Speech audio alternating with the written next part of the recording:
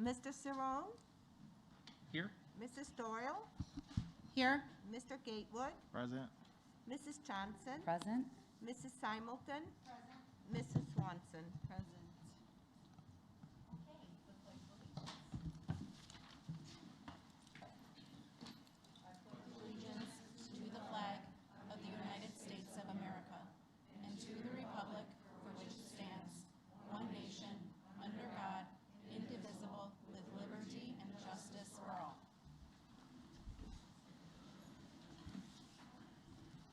Okay, 4.1, we're going to have recognitions. Teresa Comidas will acknowledge our February Pride winners. So it's starting next month, we'll have them back in person with us this evening, but we'll go ahead and read the, the recognition. So tonight we acknowledge our Pride winners for the month of February. Pride stands for proudly recognizing individuals demonstrating excellence. The Board of Education implemented this program in the fall of 2015 to recognize, promote, and celebrate the many contributions made by teachers and employees across the district. Our Teachers of the Month are sponsored by Allied First Bank. It recognizes our teachers day in and day out for the continued growth and success of our students. Congratulations to the following teachers for having been recognized as February's Teachers of the Month. Joanna Allen, a German teacher at both Oswego East and Oswego High Schools. Sarah Duffy, a special education teacher at Oswego High School. Scott Freischlag, a math teacher at Oswego High School. And Hillary Wishhouse, a kindergarten teacher at Lakewood Creek Elementary School. Our Employees of the Month are co-sponsored by Chick-fil-A and Huntington Learning Center. This recognizes the employees that go above and beyond and are always willing to lend a hand. Congratulations to the following employees for having been named our February Employees of the Month. Lee Carter, a special education teaching assistant at Oswego High School, and Gail Figgins, a special education teaching assistant at Thompson Junior High School. We would like to remind everyone in our community that our district does has an open nomination process, which can be found on the district's website. And we thank our generous district sponsors, Allied First Bank, Chick-fil-A, Huntington Learning Center, and Culver's for helping to make this program a success. Thank you. 5.1, public comment. On behalf of the Board of Education, I'd like to thank the public for attending tonight's meeting. We value the feedback we received from our residents and encourage everyone to take an active interest in their public school system. Residents interested in speaking to the board this evening are asked to have completed a comment card and presented it to the secretary to the board. When the secretary calls your name, I ask that you come to the microphone, state your name for the public record, and provide your feedback. Please note that comments are limited to 3 minutes per person for a total of 30 minutes. No discussion of personnel matters or responses to questions are permitted. The board does not participate in discussions during public comment. If your questions or concerns require follow-up, a member of the administration will reach out through contact information provided on the comment card. Thank you. Alderman Bugg.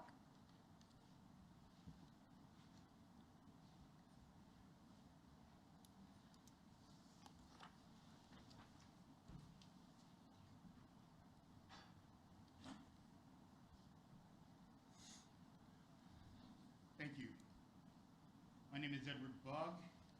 I come as a parent, although I am a alderman in Aurora over Ward 9. 95% of Ward 9 feeds into School District 308. And I apologize for not really coming sooner. We've all been very busy over the last 2 years. But I come here to thank the administrators, the teachers, the personnel, for their dedication and devotion over the last 2 years. No one who woke up on January 1st, 2020 could have any fathom to know that we were heading into a 2-year plus global pandemic and all that that would entail regarding educating and keeping our children safe. Of course, I also want to thank the school board, unpaid elected board members who devote countless hours to serve the SD308 community. You are to be commended for your efforts over the last 2 years. I want to congratulate our new president, Ms. Simulton. Congratulations. And I have a special thank you to Dr. Donna Marino.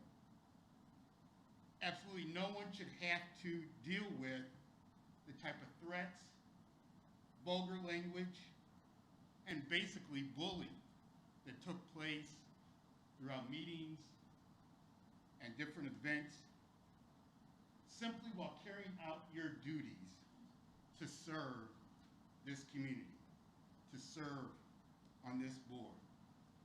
My friend, principal of Trauber Junior High, Mindy Rainier, used to say to us and my kids when they were over at Homestead, it's always better to be kind than to be right. I pray that February 28th is the beginning of the end of COVID. But if it's not, we need to learn the lessons. My hope is that the people who had those opinions about the mask issue, that they take that passion and turn it into compassion as we heal the community. And I see I only have a little bit of time left. I'm gonna close with a family. There's many families who need healing in our community. There's a family, the Conchin family. They live in my ward. All 4 adults in the household went to the hospital with COVID 5 weeks ago. The father, Peter, 35 years old, passed away on January 26th. Thankfully, the other 3 adults survived. We're having a fundraiser at Culver's tonight. So I'm going to call everyone in this room. I'm going to call everyone on live stream. There's going to be 4 children because Ludmilla, the mother, is 5 months pregnant. There's going to be 4 children who are going to grow up without a father in our school district because of this crazy thing called COVID. And there's many, this is just one man, there's many others. I ask that all of you just leave out of here, make your way by Culver's, buy a sandwich, buy ice cream, and donate to the Conchin family because they truly need it, and I appreciate the time. Thank you. Thank you. That means we gotta get out of here before 9. Kiwana Buleris.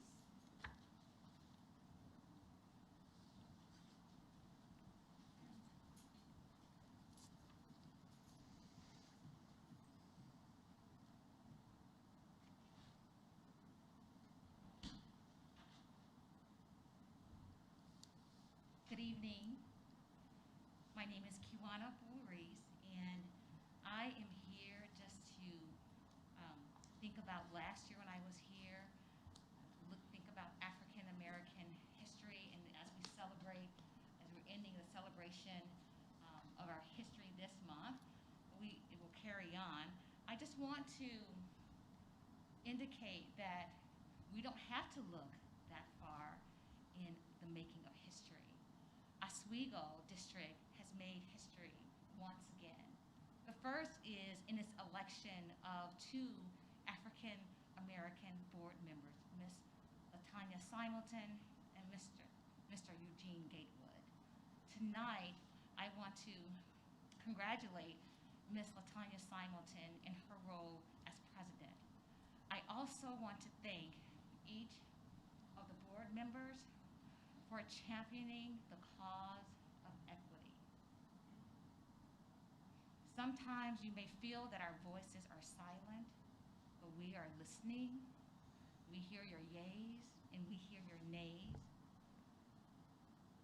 And we continue to believe that you are making decisions in the best interest, not only for African American children, for Latinx children, for Asian Americans, for European children, but for all of us.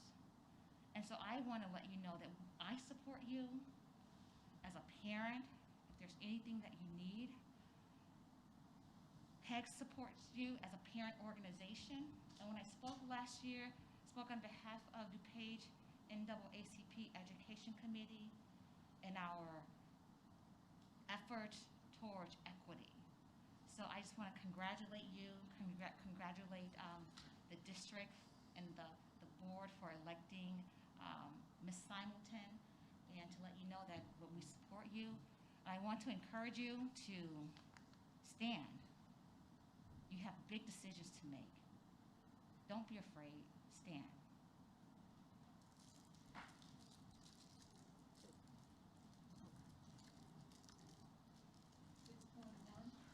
Board member comments. Any comments from our board members tonight? Dr. Laura?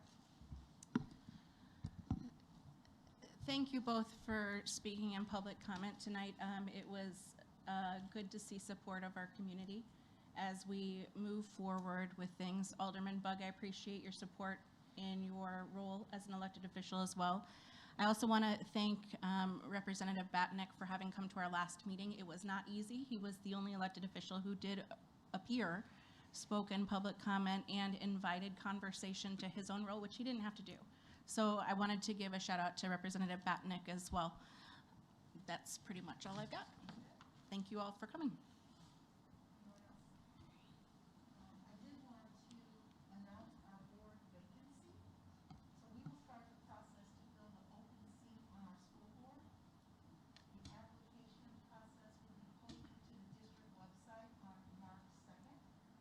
And applications will be accepted until March 16th at the close of business. Community members who reside in the Wheatland Township are eligible to apply. And we wanted to thank the applicants in advance for their interest in serving our community as a school board member. And now, we will have our board committee reports, starting with the ethics committee. Okay. We had an equity advisory committee on February 22nd. At the meeting, we were updated on the progress of Envision 308. There was considerable discussion on the survey that was going out, addressing and assessing disciplinary trends and inequities, efforts to be more inclusive in the hiring process, special education and English learner services, amongst others. This and more will be presented at a future meeting. We also discussed dress code and proposed policy on that. Faith and Dr. Waller explained to us that the proposed policy went through multiple committees already. The equity committee members seemed to agree that the proposed policy was much clearer and appropriate relative to the current policy and accounts for all of our students. We discussed how student input was incorporated in new policy. We suggested headwear policy to be clarified and hate speech be addressed. We also discussed student IDs. We then moved to the district's use of disciplinary measures and what needs to be addressed and changed. Time ran short, but hopefully more updates are to come on that.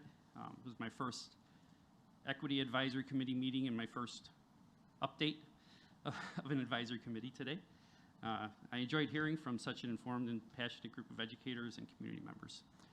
And you co-chair that, so. Dominic co-chairs with me, and I love his enthusiasm and his passion for the subject matter. He came prepared, he had done his homework, he had presented different student reports from different districts, and so we appreciate that. I appreciate that passion that you have for the work. We talked a little bit more about, just to piggyback on what he was saying, our committee is concerned about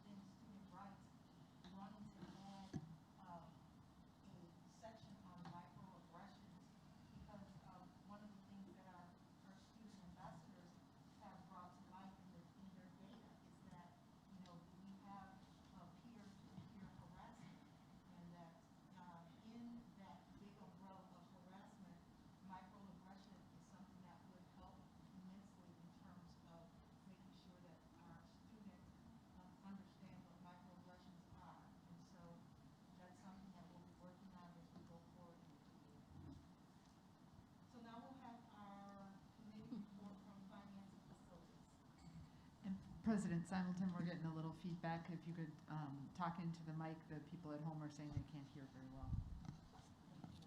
So we'll have our Finance and Facilities Committee report.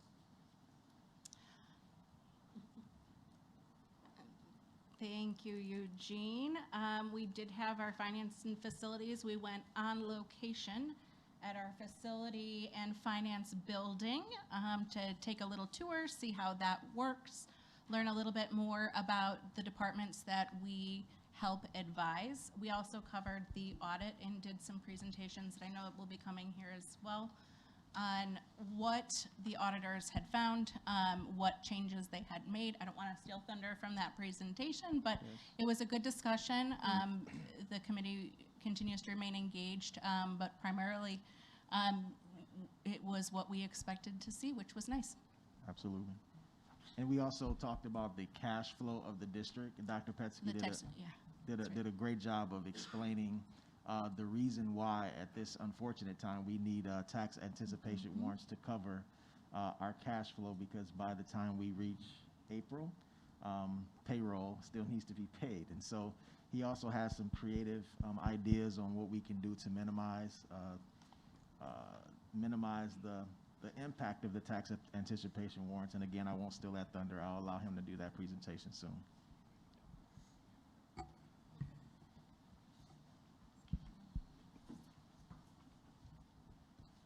Okay, now we will have our presentation from our Teaching and Learning Committee. I'm also on that committee. So we reviewed policy 6.31, high school credit for non-district experiences, for course substitutions, re-entering students. So we could submit feedback to the policy committee, basically. We are suggesting to the policy committee to add accredited to the description for courses that we would accept from outside the district. Examples, distance learning, vocational courses. We are also asking for more description around life experiences, or add at the discretion of district administration. So clarify a little bit. Mrs. Dahlquist presented an update on Division 308 to that committee as well. She's going to be presenting that in a future meeting. Part of the conversation at the high school level went into looking at freshman orientation, enhancing that, and what is shared and experienced at this event, as it's a critical transition for all of our students. So, Jen? No, you did perfectly. Okay. Making it look easy. Now we'll have 6.3, our Superintendent's Report.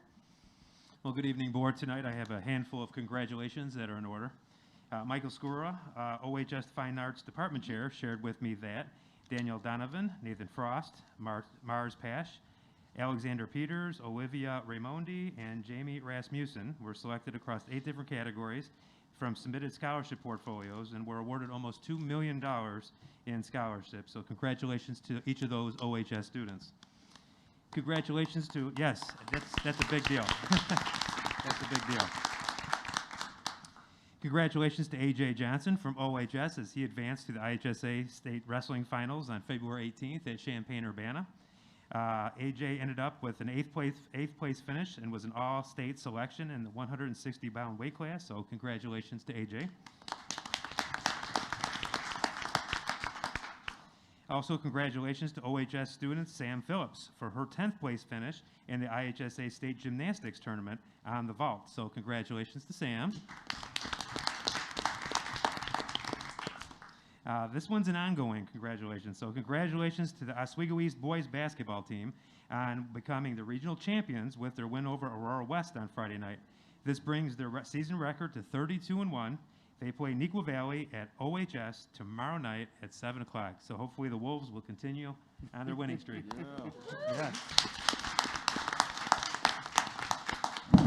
And my final congratulations goes out to Coach Dan O'Corin, his staff, and the OHS girls bowling team as they finished 3rd in the IHSA state finals and brought home a state trophy.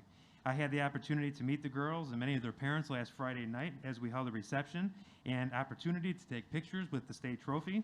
The last time we had a state finish was 1998, so 24 years ago. This is a young team with only 1 senior, so we'll be looking for big things from next year. And also Lainey Breedlove, took 4th place individually in bowling and was an all-state selection. So congratulations to the entire team on representing OHS, District 308, and themselves in excellent fashion. So thank you.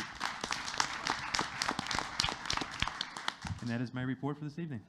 Thank you, Dr. Sparlin. Okay, now we will have last, but certainly not least, the Student Ambassador Report. Thank you.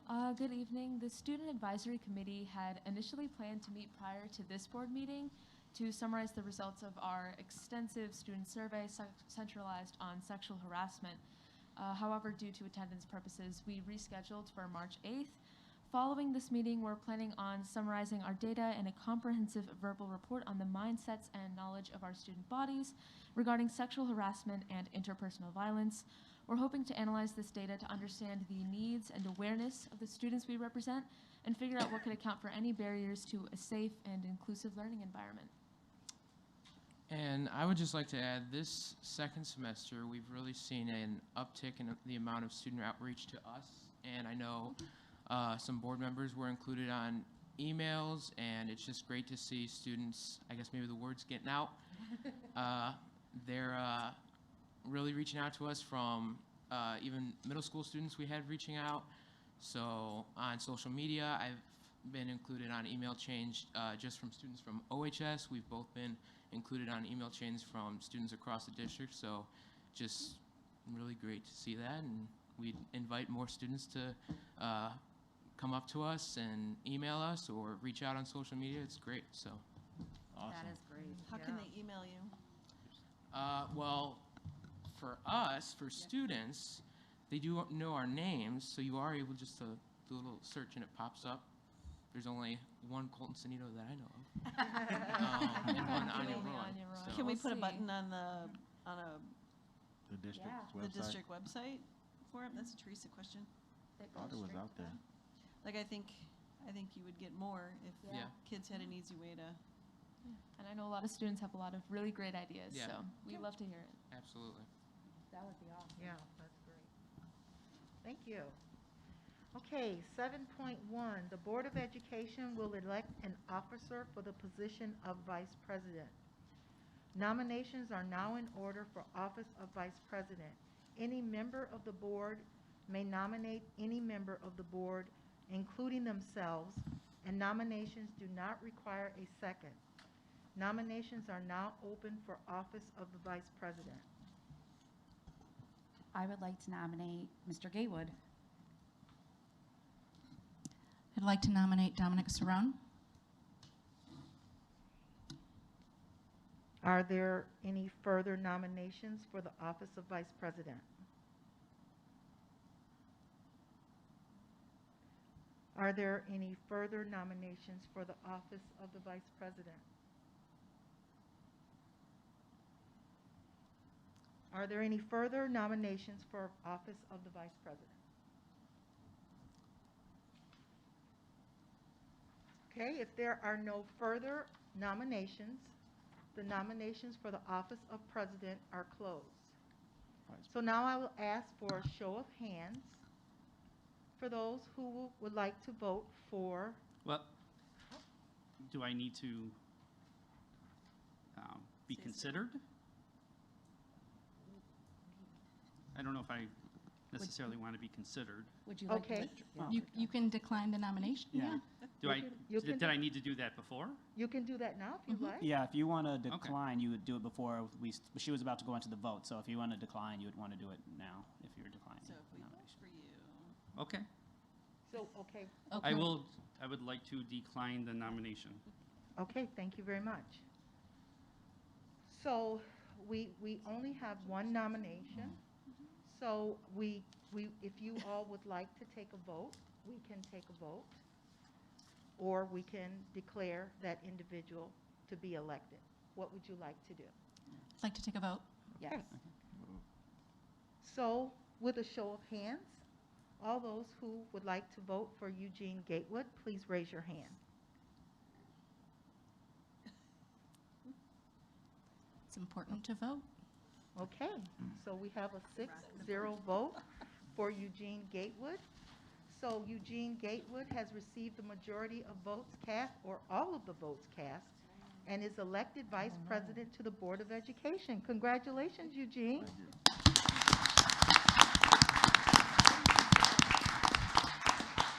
Don't forget your name plaque. Okay, now you'll need to move to the Vice President's seat. I know. I'll miss you, Eugene. Bye, Eugene. It was fun having you on this side. We're the cool side, Eugene. Yeah. I'll help you. I'll get your stuff. Congratulations. Congratulations. Okay, 8.1. Dr. Sparlin will introduce Mrs. Dahlquist to present Envision 308, Community Partnerships with her team. Item 8.1 is a presentation from our work from Envision 308. As you know, there are 4 quadrants to Envision 308: student learning, support for student learning, finance and facilities, and community partnerships. Tonight, we're going to share our progress regarding Quadrant 4, community partnerships, and presenting for this evening are Michelle Early, Teresa Komitas, Dr. Heidi Pajasic, and Dr. Jadon Waller. All right, thank you so much for this opportunity to talk about all the great work that this team, as well as many other people, have been doing. So as Dr. Sparlin suggested, we are talking through all the different priorities from the community partnership piece. Don't worry if you can't read all of those statements that are on there, because we're going to go through them each individually. So the organization on all of the slides is the very far left column is the priority that we had established already, and then followed by the next column of what we said we would accomplish during 21-22.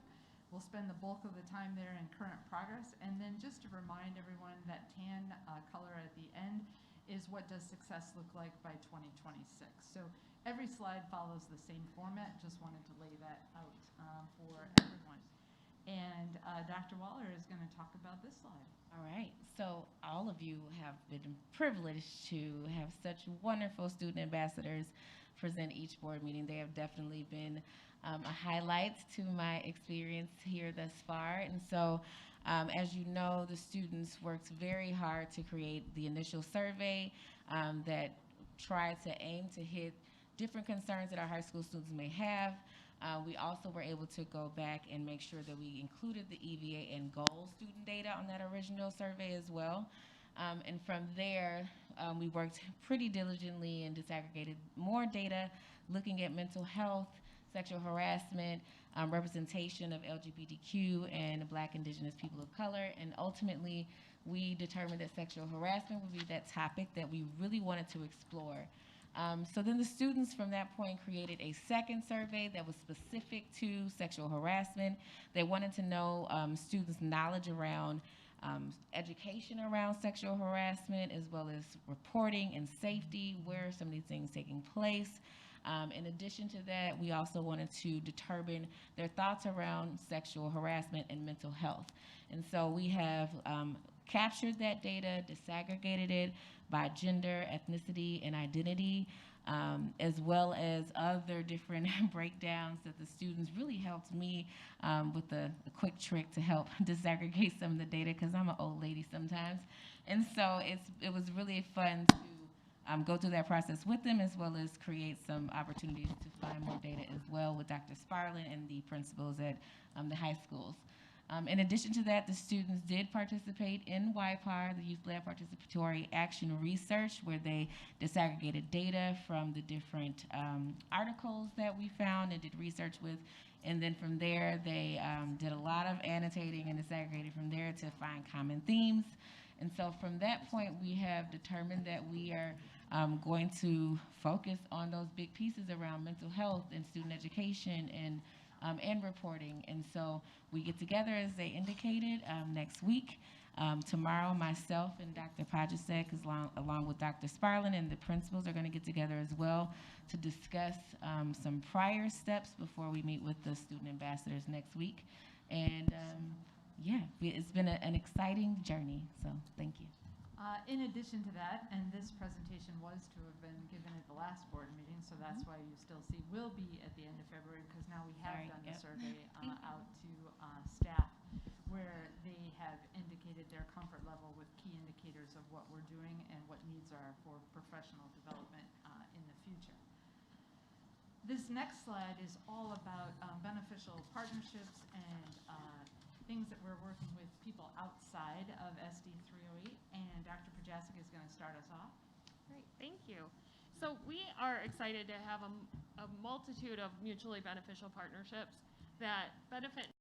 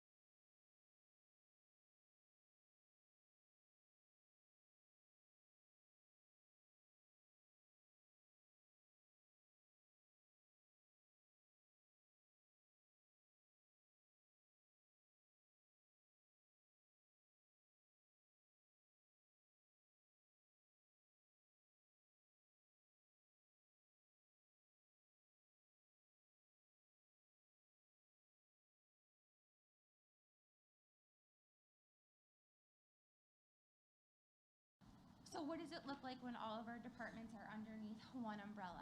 Well, we can take and highlight each strength of the department.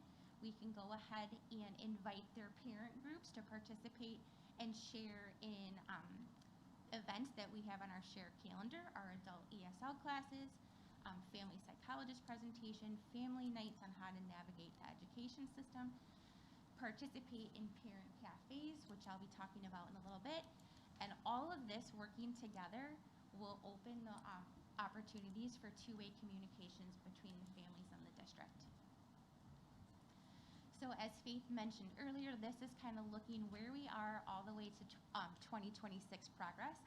So provide community chats based on specific topics regarding around DEI, our community family cafes, which we have kicked off in January. January 12th was our first one. So I'm super excited about that. Part of the community cafes is working with a framework through Be Strong Families.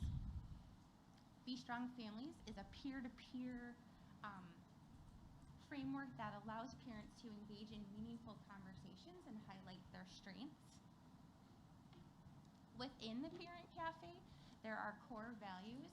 Core values allow families to engage in meaningful conversations about what matters most, and that's strengthening their families. Those core values are family, liberation, authenticity, vitality, collaboration, excellence, love, and spirit.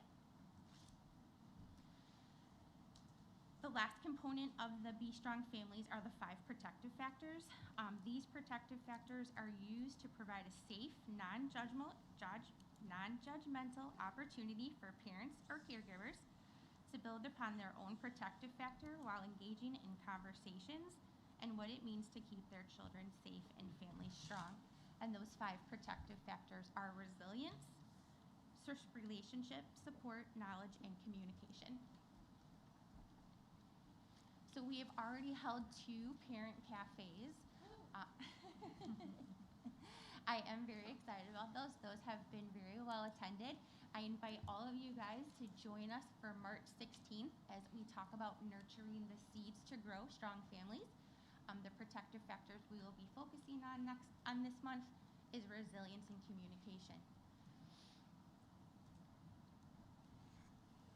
Great, and then we'll turn it over this next slide to Dr. Waller. All right. So I know that Michelle early just spoke about the community cafes, but I just want to add that they have been a phenomenal experience for our community members, and even from our first one, we had community members kind of connecting with each other off scene, which is really the intention and purpose of this, to build community within each other because of what we provided as a district. So I just want to commend Michelle on all of her hard work. It's been a really awesome experience. Another part of the work that we are doing is trying to highlight our alumni. This year so far, we highlighted our alumni who work for our district, and we created this beautiful PowerPoint, and with the support of Teresa and her team, we shared that with everyone this school year around Thanksgiving because we were thankful for them. Another big thing that we are doing is Amplify. The Student DEI Committee at the high school level has named themselves Amplify, and they are going to be putting on an event April 7th at Oswego High School at 7 p.m. to 8:30 p.m. And the purpose of this event is to allow students to highlight their stories and their experiences and their identity and who they are through forms of art or speech or dance. So we will have the STEP team performing as well. And then the last bit of the event focuses on a panel, which will include alumni as well as current students who will engage in conversations and dialogue about their experiences here in SD308. So we encourage the community to show up because we know that our students' voices are the most powerful. And I know that we will learn a lot from them and from each other. And Teresa, I think you had a few things from this slide too. Sure. So just a couple highlights. Our weekly parent newsletter, we're going on year 2 of that. That comes out every Friday afternoon, as well as the positive stories that we're highlighting on the district social media. We've had a bunch of really great things to be celebrating lately, and we continue to try to keep populating that with the positive news stories and photos. So we encourage you to follow us if you don't. And the last component is how are we communicating a lot of this great progress and things that we are pushing forward. And just want to remind the community that every board meeting we have an annual report on different topics, and those are being displayed and archived on our website. And then most recently for student learning, we've put together short videos. So far 4 have gone out. There'll be 2 more remaining that will come soon. The next piece is this, well, how will we measure a success in community partnerships a year from now? And one of the things that we have looked at is that we want to expand this to be parent surveys and publish those results. We've had staff surveys so far, but we want to expand that. And then our next piece, we're going to hear from Michelle Early. All right, so this is where we will create the website page and list of current partners. We've already started drafting a Google document with all of our current partners that we partner with right now. We will continue to create a website push out that describes our work and offer opportunities for partnerships. One of those partnerships is working obviously with family counseling services and our SCRC. We will continue to provide community chats based on DEI. We will provide one parent education summit with a course offerings based on DEI, and then continue to provide community chats based on DEI topics. And we'll have an annual listing of parent education courses provided collaboratively among various departments. Have a draft plan for a parent summit, and then have a list of community chats that were held. Wonderful. Dr. Waller? All right, so another big thing that we are looking into doing is eventually developing affinity groups in order to create an inclusive space for all stakeholders to receive community support. In addition, we want to celebrate our alumni more officially. I know Teresa now will be working on that, where we want to really make homecoming a big event for our alumni who are not within the district, but those who are also within the district, and then continue working towards creating community events to increase relationships and really making sure that we're working with our different schools to filter some of these events so that we can be more knowledgeable about what each school is doing so that we can collaborate together. I know that Mosaic just had an international fest, which was very well attended, and so an event like that is something that would be beneficial for everyone in the district. So we're just working on making sure that we are creating the opportunity to be as transparent and communicative as possible. And then I know Teresa intends to continue with the weekly parent newsletter and all of the pieces to highlight and put all that together. And then through the progress of that, we'll continue the dashboard next year, which will have all the annual reports that we will lay out. And then we said a long time ago that in February we would start having a measurement of success at each of these reports, and it's February. So this is what that type of slide looks like, and I believe Dr. Sparlin would like to walk us through that. Well, you said about half of what I was going to say, Faith. That's all right. We do feel we're making progress in this area. And so tomorrow, what our plan is to change this tile to blue, which would indicate we're making progress. But before we do that, we'd like to ask the board if you agree with this assessment based off of the presentation today. I mean, I don't know. I have some questions. I don't know if anyone else does. Is this the appropriate time for that? Yes, go ahead and go ahead and start your questions, Lori. Wonderful.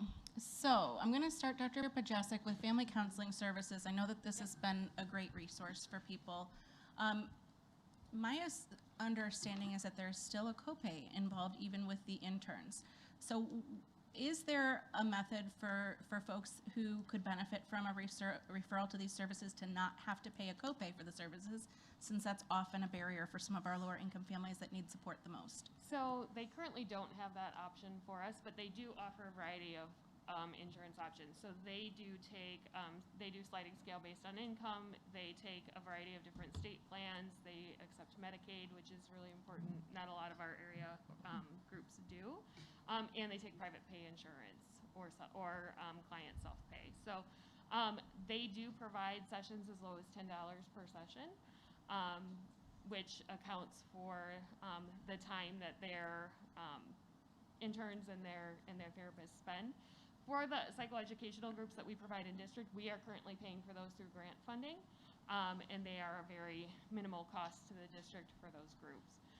Family Counseling Services is different than some of our other local counseling agencies because they're a nonprofit organization. So the money that they bring in does pay for their personnel, their paid interns, and the time that they spend.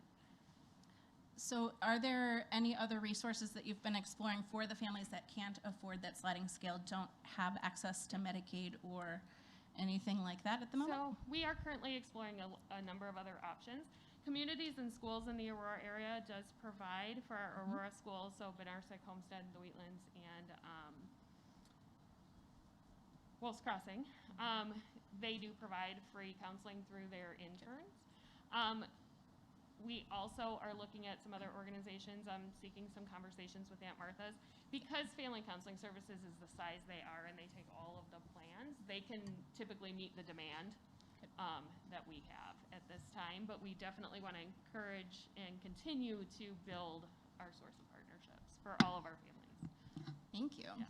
And then the other question that I have right now is the early intervention programs that, Michelle, you have been running with playgroups and things for the community. I didn't see any mention of those in this presentation. Is that still occurring? That's one of the community partnerships I know we still do. Yeah, you are correct. We are still running the Family Support Center. We still offer playgroups in the morning and in the afternoon. We're housed at Long Beach Elementary School. We did increase it to 3 days a week, so we meet with families on Monday, Tuesday, Wednesday, in the morning and the afternoon. That is obviously a free service that's open up to all of our community families that have children 5 and under. And no cost associated with that for the families? No, no cost at all. Can I piggyback on that? That's all I had. I'm going to piggyback on that. We were talking in our policy committee, it was policy 6:180, and a conversation came up in our committee that said the STARS 6th graders have nowhere to go after 6th grade. Oh. Is that part of this, or could it be part of this? Could you say that one more? With the STARS 6th graders? So the special After, education yeah, students? there was nothing for them after this? After 6th grade? Yeah. Oh, I think that would be special education. Right, there's. That would have to be special ed, or could we put it under this umbrella? So. It's just my the question. STARS is a special education program, not Right. a community outreach piece or a community partnership piece. We can talk later after this, but it wouldn't be this group. Okay. All right. Well, my other question was, do we publish the 5 essentials survey? That's a good question. I know we've been getting a 'Cause lot of those. Yeah, I got another email because Yeah, I me haven't too. filled out mine yet either. But I got it and I did fill them out. Shock. I haven't filled out my one for my district either. But do we publish those, and can we send out? Mhm. I mean, clearly we're still getting emails about them, but just curious how we remind people to do them. Yeah, I know we get results as a district, but do we publish those? Sure, and they're available on the website from the state and as linked as part of the school report card pieces too. Okay, we do. All right, and then my other question was more for you. So some of these meetings that you talk about, these cafes, so I know I signed up for one. You could be mad at me later that I did not attend because I got busy, That's right? okay. So I feel like people get busy, and there's a lot of people in this district, and there's a lot of parents who really have good intentions and really bad follow-through like me. Or a lot of work going on, So, which is more accurate. I'm just curious if we record any of these and we post them somewhere. So because of the nature of the cafe, these are not recorded cafes. Yeah. We do have our parent university sessions that are supported by the SCRC in Aurora University. Those, in fact, are recorded because we break out into breakout rooms and we have very open discussions. It's just it's a privacy issue. We don't record. So, for example, one of the questions for one of the groups that we've done are like, what is the hardest thing about asking for help?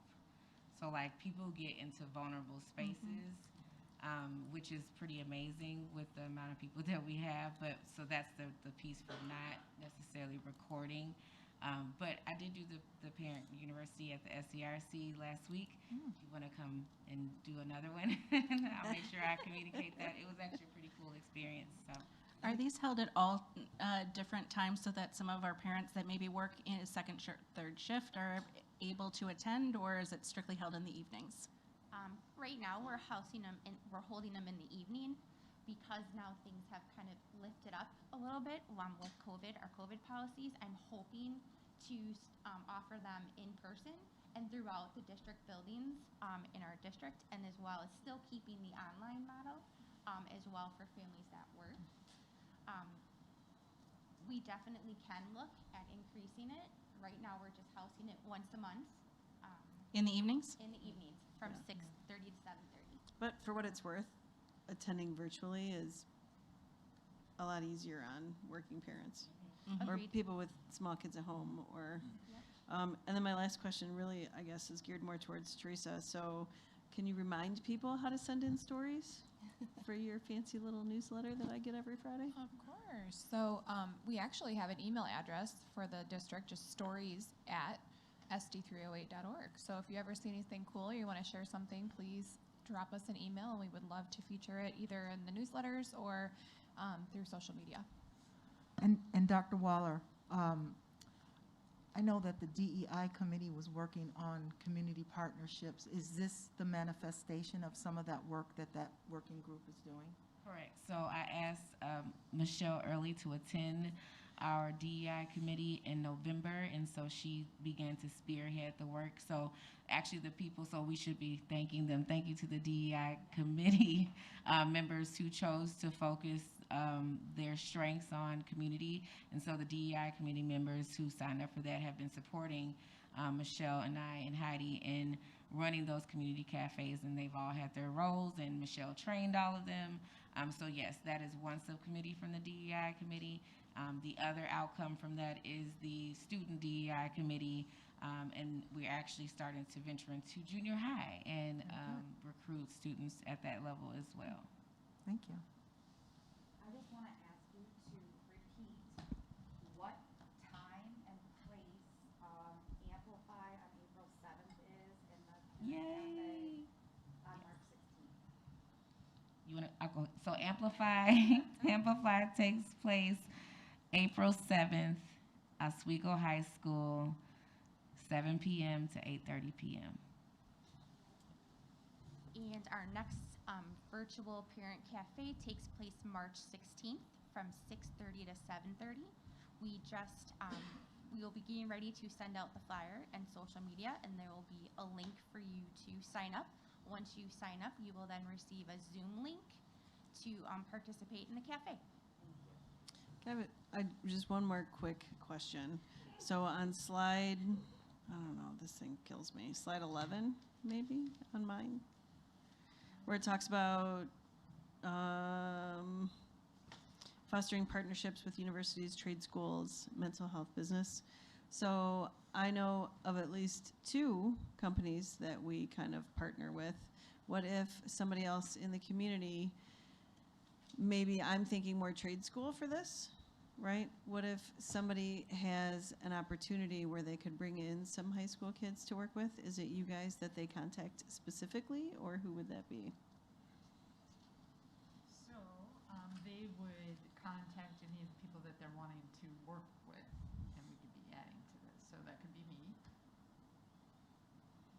So trade school type. Okay. Contact Faith. That's what I heard. That's F. Dahlquist at SD308.org. Okay, any more questions? I just had a quick comment. You said, well, parent engagement happens when relationships are created. I just want to say I appreciate that acknowledgement and all the effort that you're taking to make that happen. Thank you so much. Yeah. Thank you for all your hard work. Thank you very much. Thank you. Thank you. Okay, 8.2, Dr. Sparlin will introduce Dr. Pesky to present Envision 308 Facilities Plan. All right, thank you, Dr. Petsky. Item 8.2, facility plans. Go ahead. Right. So as part of the Envision 308 plan, we've got the finance and facility area. So I went through the first 3 goals in light blue with the Board of Education 2 meetings ago. And so today, I'm just going to review the last 2, which relate directly to our facilities.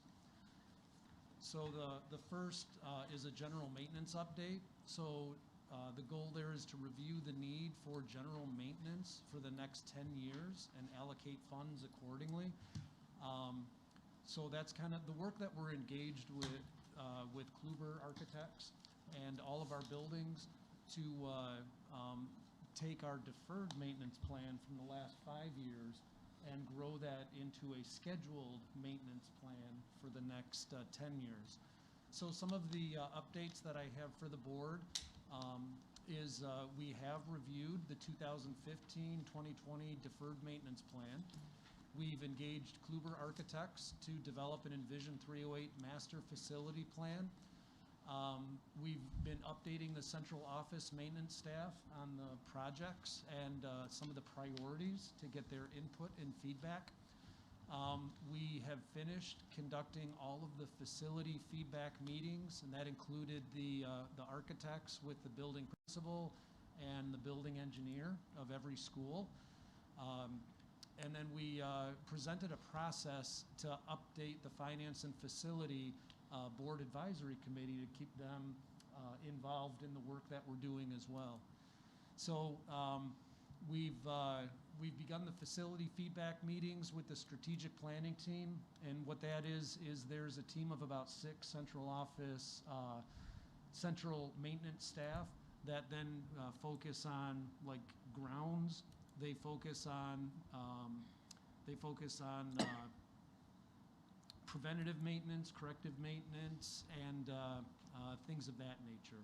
And we've got one that connects specifically with the buildings as well. So some of the things next year that we'd like to come to the board with to show that we're making some progress is really prioritize the capital projects and develop a timeline for some completion of those most urgent priorities. So using feedback from stakeholders, document, evaluate, and prioritize those projects. All projects have been should be identified for completion by outside contractors or in-house resources. We've broken things down into mission critical. What are things that could potentially fail that would cause us to need to close a school? We also have requisite requests for proposals issued for the work, and then document completion of summer and fall of 22 projects, and involve the Finance and Facility Committee, again, to get a deeper understanding of what some of the true facility needs and true facility costs are. We presented this a couple times, or had a conversation at our Finance and Facility Committee. I think the one thing they really appreciated was this artifact here, where we've broken down the work into MC, as you can see there, kind of mission critical work.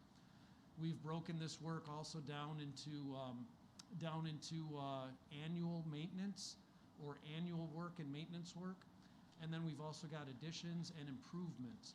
And one of the things that the committee really responded to well here was that we're actually adding a funding source. So are a lot of these projects being completed through our operations and maintenance budget, Fund 20, or are they being completed with capital improvement dollars in Fund 60, or are we using debt service extension bonds to pay for that work? And the architects are actually designing this spreadsheet, as you'll see on the next slide here. It's really hard to read, I apologize, it's so little, but what that is how much work at one of the schools is being done, what is being paid for out of Fund 60, what's being paid for out of Fund 20, and below this is what's being paid for out of debt service extension, so that we have not only a schedule of work, but how we're funding that work. So that's our first goal. Our second goal under Finance and Facilities is to develop a 5-year plan to address the physical capacity for our buildings and programs, things like the Brokaw Early Learning Center, transition, things of that nature. So we are conducting a comprehensive assessment of some of the current district programs. We've provided our district demographer, Rob Schwartz, with updated program capacity numbers. So he's using those, and he'll be getting us some information about attendance numbers and capacity. We're looking at relocating central registration from the Mason Square facility to the Eastview facility. And then we've also engaged Kluber Architects to develop the Envision 308 master facility maintenance schedule. And that includes a review of all of our facilities and the old Trauber facility as well. So we'll be engaged at looking in that. Do we still have that from when Mike Barr was here? We do, yeah. We've been looking at that presentation. It was broken up into like 3 phases, phase 1, phase 2, phase 3. Right, but I'm pretty sure it led into this year. Yeah, but it's changed a few times since he was here. The dollars changed quite a bit. I'm sure. I guess my struggle is that we don't have anybody in-house that could do it. To do the work? Yeah. All right, we can have a conversation about that. Yeah. So at this time next year, what we'd like to do is identify and incorporate district facility needs into the capital project timeline. Taking a look at kind of the district spaces that we have, Eastview, Academy, Old Trauber, things of that nature, and really building an appropriate dollar amount to take care of some of our capital needs in the operations and operation and maintenance budget. So what we've done, what we'd like to do is to continue meet with appropriate program directors to discuss what their current enrollment and program needs are, report on program enrollment projections for those programs and what their facility needs are and what those projected numbers would ask them to need, and then review those program needs based on the existing facility plan that we have right now. And that doesn't click anymore, so that's my last slide. Any questions or ideas about what we presented to you tonight? Eugene? One quick question. So in what Goober is providing with the finance master schedule, will that be an additional cost, or is that what was included in the initial bid? That's in the engagement that we brought them on for. To what Eugene's speaking of, what I think I remember you referring to was also my question, which was they had referenced a continued need for more services in order to maintain this. Are you looking to engage them for further services in this activity? Say that one more time, sorry, Lori. Are you looking to engage them for further services in the creation of a facility maintenance plan? At this point, we're working through what we've engaged them on the 10-year plan and encompassing some of the, it will include some of the old Trauber plans and reviewing the work because they were involved in the work in identifying the 3 phases. The current engagement includes old Trauber work? Yep, the current engagement will include a review of that. Cool. So my second question was one thing that had come up. You had mentioned that you have a strategic planning committee made up of several central office maintenance personnel. I remember I had asked you at that point why we weren't including anyone at the buildings, because very often a principal's request for a need may be very different than what a central maintenance person might have. Yeah. So can you speak to why you're not including them in that process? Yeah, where we are, we're kind of at the beginning phases where right now we're putting the list together and we're giving them feedback on here's what we heard you say you needed, and we're giving them that back. And we're using our central office staff to make sure that those are some of the same challenges that they're experiencing. A lot of what the buildings are bringing up are additions or improvements to equipment, not the maintenance of the existing equipment. So once we get that kind of compartmentalized, we will start involving more of the building staff. But we do have one representative on the central office team who is wearing the hat of a building engineer or principal in your facilities. So we've got a grounds, Steve Weaver in grounds. We've got Frank for preventative maintenance. We've got six different people, and Andre is one gentleman who's representing the buildings. So how did you gain feedback from the principals to add to this list? Because they generally have a giant list that they haven't given to maintenance yet. Yeah. You know what? We met individually with all buildings, and we had individual discussions. We had the building floor plans out, and we were looking at parking lots, outside spaces, inside spaces, and documenting everything and anything that we could look at. Thank you. Yep. Sorry, one last statement, and I'm sorry for beating a dead horse, but I know that as you're doing your projections and the prioritizations, the dollar amount that's needed will exceed the amount of money when you're allocating your funding sources? Will you also include in your planning and in your reporting what we will do once because I think you said 5 years on this one, and I remember earlier presentation it was an additional $2 million that's allocated toward a budget. But how will we, one, pay for it, or two, forecast for it? Or Yeah, and I'm not asking the question generally right now, but I just want to be clear that I understand that what you are planning will cost more than what we have. So how do we plan for that? Correct, and that's kind of, because when you think about it, we're kind of stuck between two worlds. We're stuck between the deferred maintenance and actually get on a healthy schedule. So the first part is, what does a schedule look like? And then based on the funds we have available and the time that we have, how do we want to coordinate this work? For instance, we have 20 buildings. The lifespan on a roof is 20 years. So the question is, why aren't we just replacing one roof a year? Why do we wait and replace 6 roofs in 1 year? So can we spread that out and get a healthier, more predictable financial schedule? And that's what we're really excited about putting together for the board. So, And you'll have a total dollar amount on this plan. This was kind of a middle of the project update, if I remember correctly. I think the thing that most impressed me, Dr. Petsky, and I think that it was really spoken to by most members of the committee at the time, and I know we'd updated on it at the last time we had the finance update, because this was from a previous meeting, but it was very impressive how we were now beginning to tie our expenses to funding sources. This has not happened before. As far as I can tell, it's just kind of been, I mean, we've got to do this, but we have no money for it. So this is a pretty important piece, because that translates it from a strategy into an actual practice, which is what we need. yeah, thank you. And a lot of that hard work at Rob and his team. Yep. And I really They've done a really appreciate good the job. support we've got there. Can I ask a question regarding Old Traver? I know that it looks like a review of the Old Traver facility is included in the Kluber Architects development. I know we've done this before. So is this, you know, is the information that was presented before, is it now obsolete and we have to go back and do it again? Or are we not going to be paying more money for something that we already had done?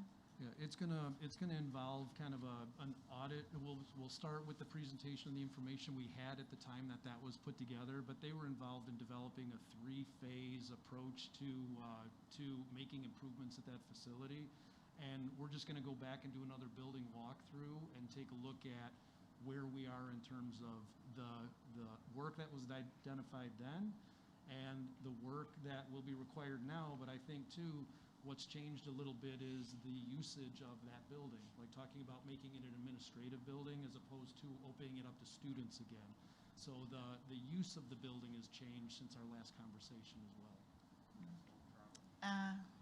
We've had several plans over the years on what we could possibly do with the building since there hadn't been any successful sales. I think the last one, Dr. Sparlin, correct me if I'm wrong, was in the spring of 2020.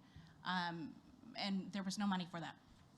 That was just the long and short of it. We're in the middle of a pandemic. We were able to begin using part of the space that was in workable condition for the food pantry and I believe a few other larger in-services. So we should, I mean, this shouldn't really be that out of date with the exception of some of the materials costs. But I mean, I haven't seen you present that yet, but my understanding is it wouldn't be very different from what you'd presented then. Is that true? That is pretty true, yes. You have mechanical systems and things of that nature over the last few years that are having difficulty, so there are some added costs. Which we had kind of predicted before, which is why Right. it wasn't really a usable space except for that one little part. All right. Is it still more expensive to tear it down than to rehab it? It was, for quite a long time, more expensive to get rid of it. We'll have that answer for you in the presentation. Thank you. Okay. Okay. Moving on, or Yes. we're on 9.0, consent agenda. Are there any questions on the consent agenda?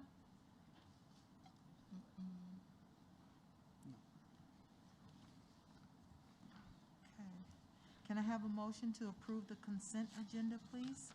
I make a motion to approve all items under consent, including 9.1, minutes from the Board of Education meeting on February 10th, 2022, open and closed session, and 9.2 to acknowledge the FOIA request received by the district.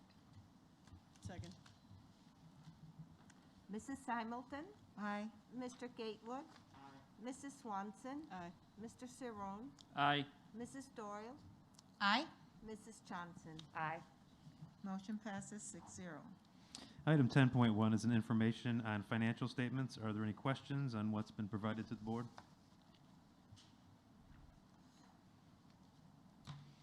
Item 10.2 is information on boilers and chillers. Dr. Petsky? All right. So bringing up to the table, we've got Rob Allison and Don Ware from Kluber Architects.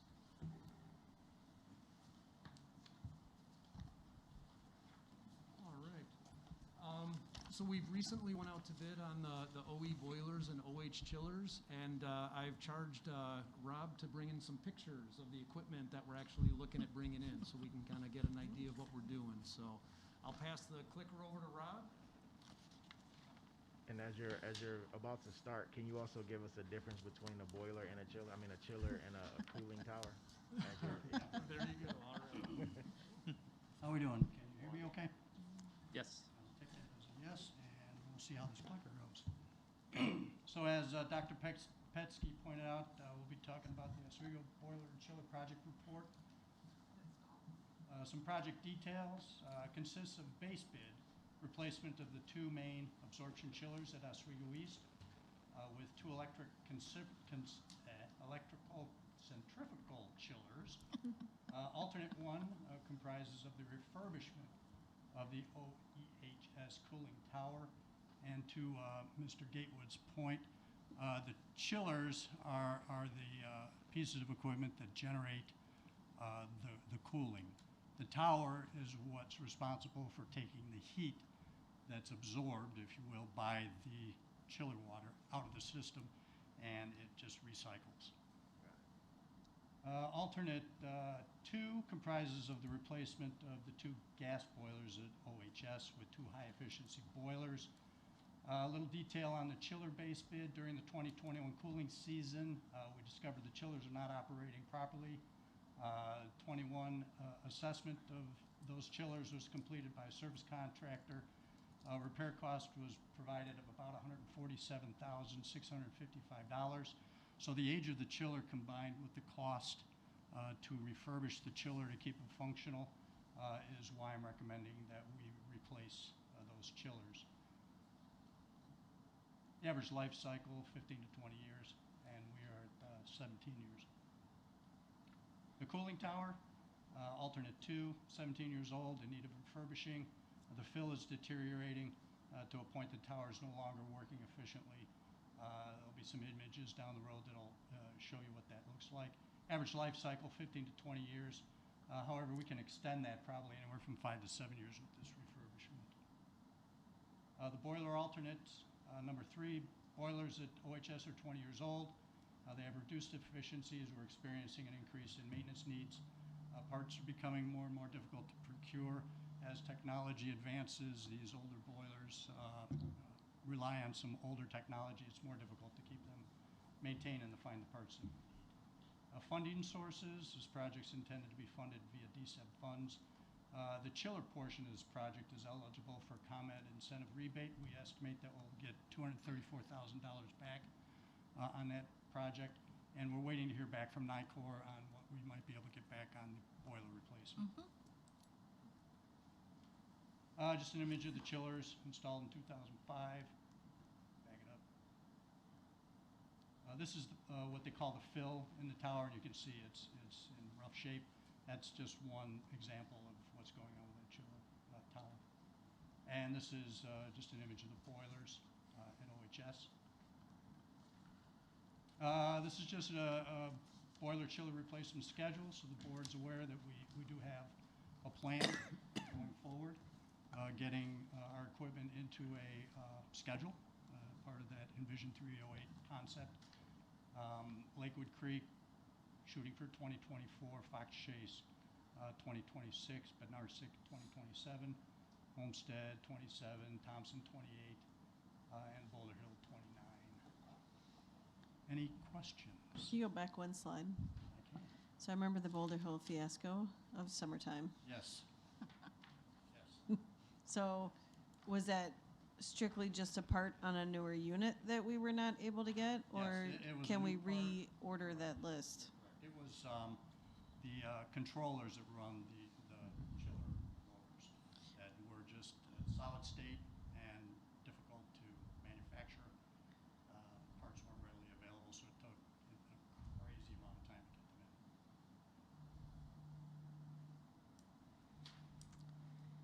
Okay.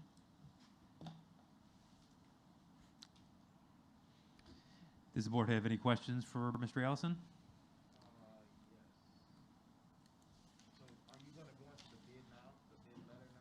I'm sorry, I didn't hear you. Are you going to go into the bid letter now, or is it just based on this presentation? Yeah, I'll walk you through that one here, so. Can I- If there's no other questions. There are we'll other proceed questions. then. Yeah, I do. If we were to do the repair on the chillers, what kind of life could we get out of that?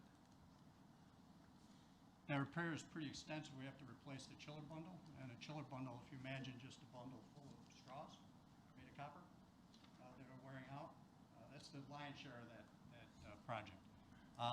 There's no way for me to predict really how much time we can get out of those chillers. At their given age, we might get 3 to 5 years out of them. There may be ancillary parts of that chiller that fail between now and then. This isn't going to be a comprehensive rebuild, but you could potentially squeeze 2 to 3 more years, maybe 5 years. I can't predict that. I appreciate the second point that something else might go wrong. Yeah. And because I think it was 147,000 or something like that. Yeah, 147 change. So if we were to replace it, you're looking at about, if you get 20 years without any required work, it'd be about $70,000 a year. So I'm trying to think of what's smart. Replacement versus, yeah. Yeah, the cost to replace the chiller was $1,437,000. Yeah, so, if something goes wrong in 17 years, so even if you go 1.4 divided by 17, whatever that number is, it's obviously less than 70,000. So I'm going to look to you guys to kind of help me Well, here's make that my decision, theory on this. And historically, we have operated in a run-to-fail situation. We run it till it dies, and your chiller is not going to fail when you don't need it. It's going to fail when you have kids in school. So part of the Envision 308 concept is to try to catch that mission-critical piece of equipment before we get into that period of potential critical failure. So yeah, we can get 20, maybe 25, even if we do this extra bit of work, but your risk goes up exponentially for critical failure. Yeah, so, And that's where okay, we're yeah, making- what's the value of that, is kind of what, okay. It's And a it's just risk something, it's a conceptual value. It is. You're assessing the risk. How much is that risk worth? Do we want to risk the potential of a chiller failing and what At a impact high that school, might probably have? not.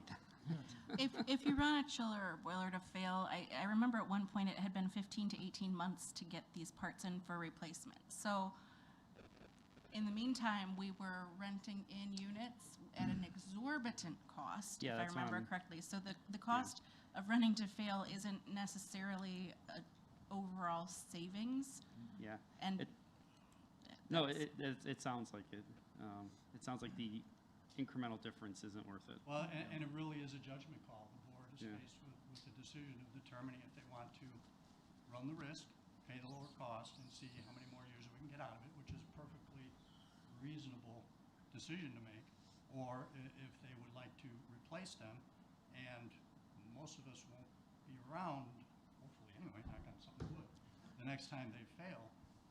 For me, it's a perspective of trying to minimize that risk window so that we don't run into a situation where we're impacting the classroom. Oh, yeah, the dollar But the difference, money is- the dollar difference per year isn't really that great, so I just figured I'd, okay. I do have a question, though. Again, the base bid was $1 million. Coming back again, it's still, the minimum base bid was 1.4 and change. Right. The only benefit I could see to doing a repair is if we thought that this was a blip for this year, given supply chain issues. Do you anticipate that dropping 400,000 in the next couple of years that we would get out of a repair? I don't I mean, see you'd have to be industry turning around that quickly. Thanks. in terms of the supply chain and parts, costs, labor costs. So to That's clarify, my that's my concern. question. It was the increase, what was the cause of the increase on all of them across the board? Because all three bids went up significantly. So Mhm. was the increase due to the supply chain, or you're not sure?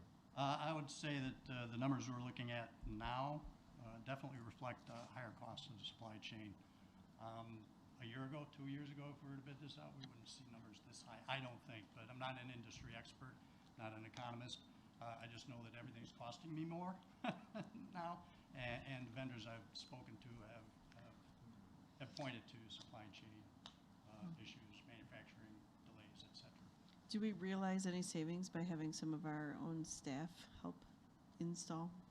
Or do we not have anybody who could do that? Potentially, and the question there to ask would be, do we have the expertise at that level? I mean, would an outside company allow that? Well, Or if they're going to put a warranty on it? I'd have to let legal speak to whether or not that would be kind of a gray area we would have to talk about, and then I think it would be impacted. Because that'd be cool. That wasn't in our current Yes. bid spec. That we said, hey, the contractor's going to do A, B, and C, and we're going to do D, E, and F in-house. Although that concept. Well, but I just mean that sometimes you have someone in a building or in a district who can do the same job. And instead of paying an outside contractor Yes, that would be the idea. $60 an hour to do something that your $30 an hour guy is doing, would make sense to realize some savings if Yeah. we, From an because operations there standpoint, that's a great. certainly are people who can. Yeah, agree. And have we looked, or have we considered using any of our ESSER funds?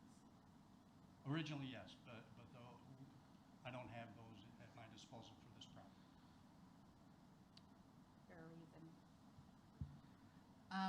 I think we had talked about the ESSER funds that had been requested to be allocated were to update building automation systems, not necessarily for the boilers and chillers. It was the building automation ones I remember talking about. Yeah, It was something conceptually different. talked about. But no, I don't remember it was the boilers and chillers that we had been talking about. It had been a different system, and upgrading the automation. Building automation. Yeah.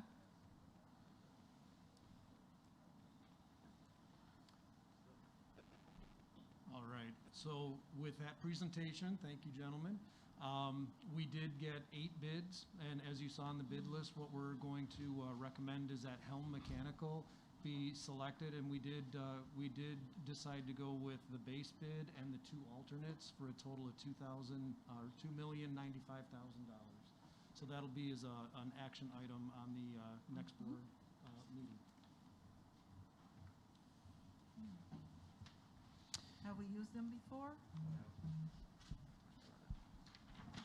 John, have we used them before, Helen? That's something I'd have to check with Rob on. Have we used Helm before?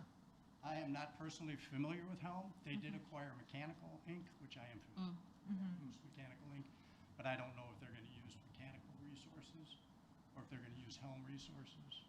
They are a local reliable, as far as our resources can say, in terms of checking background checks, et cetera. I don't have any concern. Yeah, okay, and I know some, a standard practice is when you get bids, do you guys throw out the highest and the lowest, or do you just always go with the lowest? As far as I'm aware, we always go with the lowest. Well, and that's a conversation we have with our architects too, so we make sure that Kluber is on board. Do they know the company, familiar with their work and things like that? Occasionally, I've seen us not go with the lowest, although I don't know if it's in the facilities arena for the bids. And in those cases, it was because the company is able to meet the demand in terms of staffing and things. So while they might have bid a lower price, it was at a whether or not they could provide was kind of questionable. Yeah, the key is just the lowest responsible bidder. So Right. if you found that someone with the lowest price was Right. not the responsible bidder, then you're gonna go with that, maybe a slightly higher price. Thank you. And how do we define responsible? Yeah, responsible, I caught that. How do you define responsible? References. Oh, you're asking me that question? Oh. I didn't know if that was. Please. How do you define Yeah. I'll go with the legal mean, definition. It's yeah. case by case, in my knowledge, I don't have. Yeah, I mean, the key is when you look at your specifications, are they actually meeting the specifications? Because I've seen bids come out for different projects, and what their response is not really what you're asking for. The other part is that you're looking also, let's say the lowest response bid is someone that you've had a horrible experience with, and you know they can't do the job. You don't have to, just because they gave you a lower price, do that. I mean, it really is a case-by-case scenario, so it just depends, but, you know, you're looking at not just price, but you're looking at what they're telling you they're going to do, and does that match what you need, and you're looking also, you can use your experience or even just the reputation and find out. You may see a company that says, oh, we're going to Joe Miller Construction, we know we're not getting a lot of jobs because we're really not that good. I'm not a construction guy, by the way. And then we come out with the really lowest bids, and you know what? We stink at that. So, you know, that's what you're looking at. One of the other things I think that I've seen here is that sometimes it'll be, the bid will come in, and it's what we ask for, and all those things are fine, but it's reliant on whether or not they can hire additional staff. Yeah. And if we want to take the risk that what if they can't hire staff for what they think? So was any of that specified? I don't recall seeing any of that detail in the bid letter to give us justification of why Helm was the right choice. Yeah, not in the bid letter, but other than reviewing it with the architects and when the specs went out on what we're expecting, they're aware of the quality of work that we expect. So I'm comfortable with the 8 that bid on the project. Any other questions on 10.2? All right, moving on to 10.3, item as a bus trust lease agreement. Dr. Petsky? All right, this one is, 2 years ago, we came to the board and presented a bus renewal for about 64 large buses. This time, we're coming back for the second portion of that, which is 5 77 passenger buses, 1 30 passenger bus, 8 24 plus 3 passenger buses with a lift, and 3 21 passenger buses. So if there were any questions about the board memo on the bus lease, I'd be happy to answer any. These are to replace existing vehicles? Correct. There's no additional vehicles being added in this? Correct. These are just to replace current vehicles that we already lease. Do we have enough staff to actually man all of our current vehicles? Yes, our vehicles we need these vehicles in order. Well, absolutely, and we probably need the staff members too, but if we don't have drivers for buses this year, I wonder if we needed them this year if they can't get driven anyway. We do. That was part of the challenge is we have the drivers. We were given routes back from our we were given routes back from our professional services, which is what led to some of the shortages. So our drivers are driving. And so are you saying that we can reduce the amount of contracted services we can go out for because of this also? No, this is the same number. What we're doing is we've consolidated routes, so we are overbooking routes. What we'd like to do is redistribute to what our normal routes were rather than doubling up or increasing the number of kids on routes. Right, but I guess in terms of the number of vehicles, does that change the number from what we currently have? So are we're getting rid of 17 vehicles and adding 17 vehicles? Correct. So regardless of what's going on with the routes, we have people to drive the buses, they won't sit in the parking lot. Well, and the thing is too, no, they won't. The buses are out there being used. Cool. For the good of the order, can you tell people what happens when you get rid of a bus? When we get rid of a bus, well, we are on a 5-year lease, so we lease brand new buses. We use them for 5 years. We trade them in, then we get the equity for those buses, and we roll them into the next lease. So we have another we don't have to deal with the high maintenance costs of keeping buses that are 10 years old and breaking down. We roll those into new buses. So. Are there any alternative fuel choice? I know that the company does make alternative fuel choice buses, but I noticed that we didn't have any. Is there a reason why, or is it just too soon?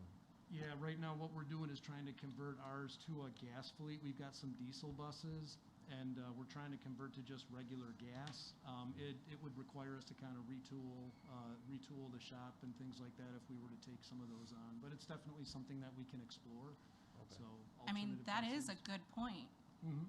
Is that something that we can explore? I mean, Yeah.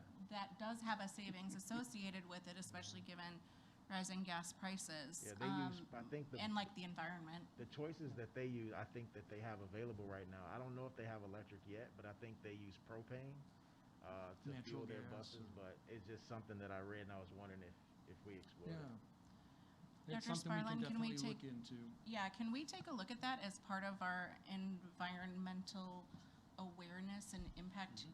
Yep, That I'll would be make a note of that and cool. bring that up with our transportation department and see what options we've got.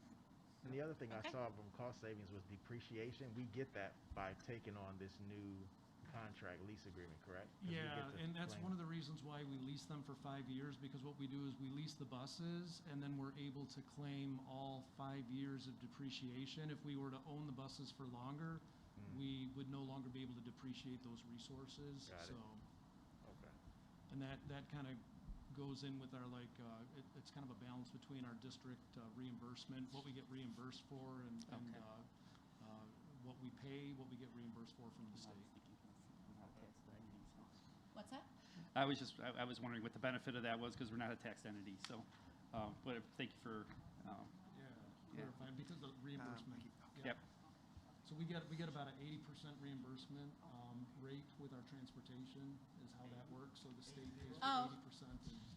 You said 80? On our 80. special education routes or on all of It them? depends. Some special education routes we get 100%, but the general education, most of our buses, it's an 80% reimbursement rate on miles, leases, salaries, things like that. And just to verify, that's based on the number of students that could ride the bus. So when you see a bus with 2 or 3 kids, just while I'm thinking of it, it doesn't mean that we're taking a loss. We're providing a bus and being reimbursed for the potential riders, not the people who actually get on the bus each day. We're being reimbursed for actual miles driven and actual salaries paid, whether the kids ride or not. If we're driving that bus, then it's reimbursement based on the number of miles. But nothing irritates me more than seeing 3 buses go by my house in the morning and not being able to ride any of them. Yeah, we do that on Listen, purpose. if Go we're to the getting same place, right? reimbursed for 67 kids and 3 are riding it, you know what? You know how many families are less than 1.5 miles and see several buses drive past their houses? Yeah. There's more than a few. All right, thank you. I got nothing for that. Item 10.4 is information on a pool rental agreement. Dr. Petsky? All right, and this is the pool rental agreement. The last time the board saw this was December 6th, and we changed that. One of the things that the board wanted to see was taking the athletic director out, and I just wrote myself in as kind of coordinating it.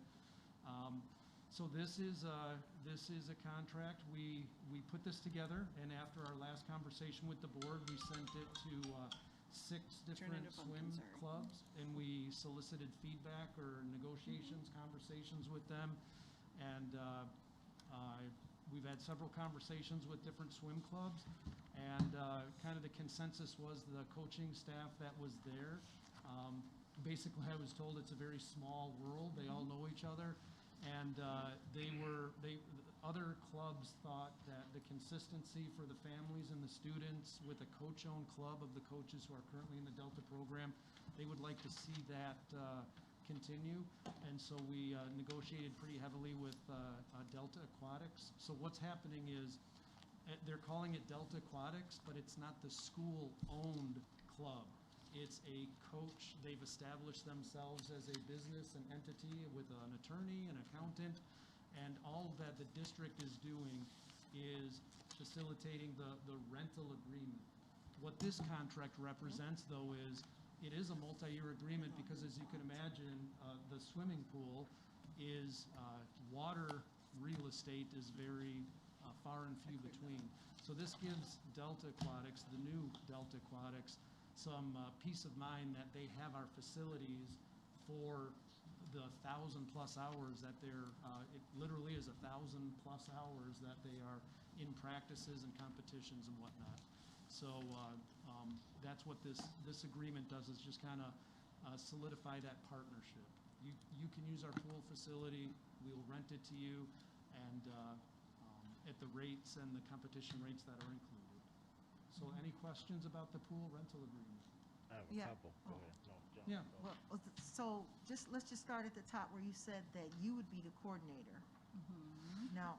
No, just really, it's, what that means is a communication, like if there's a question about this contract, what it means, what it says, if there's facility, like this, Delta would be using our facility rental software to reserve the facilities, and if there's any question, they would just come to me, and I would then connect them with Rob, or if there's a question about the facility, I could check on that and clarify for them. Well, that's my question, I suppose, not that, and I was just checking to see if he was still here, but not that I want to give Rob more to do. No. But if you're going to send him to him. But no, keep going. We're going down the same. Are we going down path. the same road? Mhm. Okay. My question is, why add an extra layer of having them go through you for you to send them to Rob, unless it's just more than his workload can Yeah. handle, in which case I wouldn't want to send him to Rob then, I think. Yeah, it is with Yeah. all the other rental Is that where you were going? agreements. Yeah, with all the other rental agreements, and he's really dealing with, people who rent it a week at a time or 2 weeks at a time, or they're doing intermittent renting. This is like a multi-year contract, and this also could involve like the upkeep of the pool. So it could be if there's pumps that need replacing, if there's other things or other work that needs to be done. I would obviously be working hand in hand with Rob on this, but it would just serve as another conduit to this contract, so specific to the swim team. And so what is the legal entity that is rent? It's Delta Aquatics. Okay, but how are they established? Are they a nonprofit? Right, or- what are they? Yeah, they are, you know what, I'll have to look and see exactly how they establish themselves. I don't think, I'll get back to the board on that one, but they are a member, they are an entity, they are registered with U.S. Swimming, and they are covered for insurance purposes through the U.S. Swimming Association, and we are on their insurance as a covered entity as well. So we've got the certificate of insurance. Are they currently listed under USA Right, Swimming 'cause as they're the not a current legal Delta Pool? entity yet. They're not a, yeah. Yeah, that's the question. They're not an entity yet, so how are they, how do we have a certificate? They've established themselves. They're ready as soon as we sign the contract. They're ready to run as Delta Aquatic Swimming and rent our facility. This contract, it doesn't have like any names on it? Yeah, it's for information today for the board. So we'll fill that in and put that on there, get signatures and whatnot. So one of the things in previous contracts, for example, with the senior center, which is one of the last longer-term leases I think we've had for a rental in recent years. I know we had that few 20, 25-year leases, but aside from those, one of the things that we'd put into that to protect ourselves is, you mentioned, if a pool pump fails, that's a pretty hefty expense all of a sudden, which we might not have in our budget. So I would like to see something about what will happen if something makes the pool uninhabitable. Do they still pay the rental fee? Do they not? How does that work? It is listed. Well, that would be something that we would engage in, because if it's not usable, it wouldn't be usable if we were running the swim club too. So there would be. We're not going to be running the swim club. I think that part was clear. But I'd like to make sure that the language in there protects our interests also as a district, and that we've reviewed it. Yeah, actually, Maureen, I've sent this to Maureen, and so Thanks. she's looked at it about 3 times, and she's added some verbiage and some indemnification and things like that. So. But the words aren't in this one, is that correct? Like, mean she's added it to this document? You mean in regards to if the pool is not usable? It does say that they wouldn't have to pay us until such time that we repair the cost, and if it goes beyond 30 days, I don't know exactly which page is on, but it is listed. Okay. So I just want one more thing. Sure. We currently have a staff of coaches running Delta. So when we're, at the time that they're ready to sign the lease, Delta Aquatics, our ownership no longer exists, right? Correct. So what is the savings that we're gonna get from the staff that we're no longer paying? Well, the savings, it's kind of a neutral, because what it is, it's the revenue we brought in. We use that revenue for the expenditure. Oh. Now we won't have the revenue for that expenditure. So it's kind of a neutral, Okay. kind of a wash. Thanks. So was anyone able to talk with the parents about what this wants? I know we as a board, thankfully to the parents in that program, they chose to reach out. But I know that you'd been hesitant in the past to reach out to the parents, but since we'd asked, have you spoken with the parents and that's what their preference would be as well? I myself have not had any parent meetings. I think because this has been being handled at the board level as far as what we're doing with the contract. Once this is done, I do know that the coaches have been talking and been fielding emails and questions from the parents, and I myself have gotten no direct questions or comments about the swim program. So. Okay, go ahead. Couple, I'm sorry, go ahead. I'm good. Couple statements under the facility usage under item 4B. Yep. It says well, my question is, what does it mean that the SD308 will maintain Delta's multi-team unit? And the reason why I'm Are asking you on that, 4B or 4D? 4B as in boy. 4B, gotcha. And the only reason why I say that is that, I think that if it's going to be a new agreement, and this is kind of our first time ever establishing it, my recommendation would be to reword that sentence so that it's general, so that there's no assumptions of the past relationship. And so I would say just No, reword. and what that means, that's not the past relationship. That's maintain Delta's multi-swim team meet event. So they're going to say what meets they want to participate in, and what we're saying is, we are not going to boost you out and take over that meet and let somebody else rent the pool. If you give us your schedule, when do you want to run your meets? And we're not going to rent the pool to anyone else in that time. See, the other thing that this contract allows us to do is when Delta is not using the pool, we could rent it out to other people. Got it. So we could have additional revenue. So we're going to respect the swim meets that they tell us they're going to run, and we're going to maintain that. You can run that. Matter of fact, we're going to get revenue from the meets they run, and we won't rent the pool out. So because of that interpretation, I now understand it, but I would say reword it so that it fits that, because contextually we get that because we have a previous relationship. So Gotcha. if none of us were here, we wouldn't understand that. So that's the only reason why I'm saying reword that. So maybe change that, we'll maintain Delta's swim meet to we will honor, something like that, other than maintain, I'm sorry. And then the last thing is under, second from last thing, under the hold harmless section. Yep. Exhibit B and C were not attached. Correct. Those are the facility rental release. That's a part of our normal facility rental procedure. So when we sign the contract and they sign up to lease the facility, then we'll attach that facility rental indemnity to that. And then C was the same thing, the waiver of liability form. That's through the normal rental, facility rental process. So the only reason why I'm asking is because it's saying that we will require Delta to confirm that they have received those things from their participants, and that's how we remove that's how we indemnify ourselves. Correct. So my recommendation would be to require Delta to confirm receipt from their participants of those two things, like the medical record and the waiver of liability and the indemnification form. I'm not asking for them to give us or show us those forms, but again, if they're going to hold us harmless, but if they didn't do their due diligence, it just increases our liability right there. So I'm just saying that we should confirm, they should confirm with us that they've been actually distributed to the parents, and that we've received them for each participant.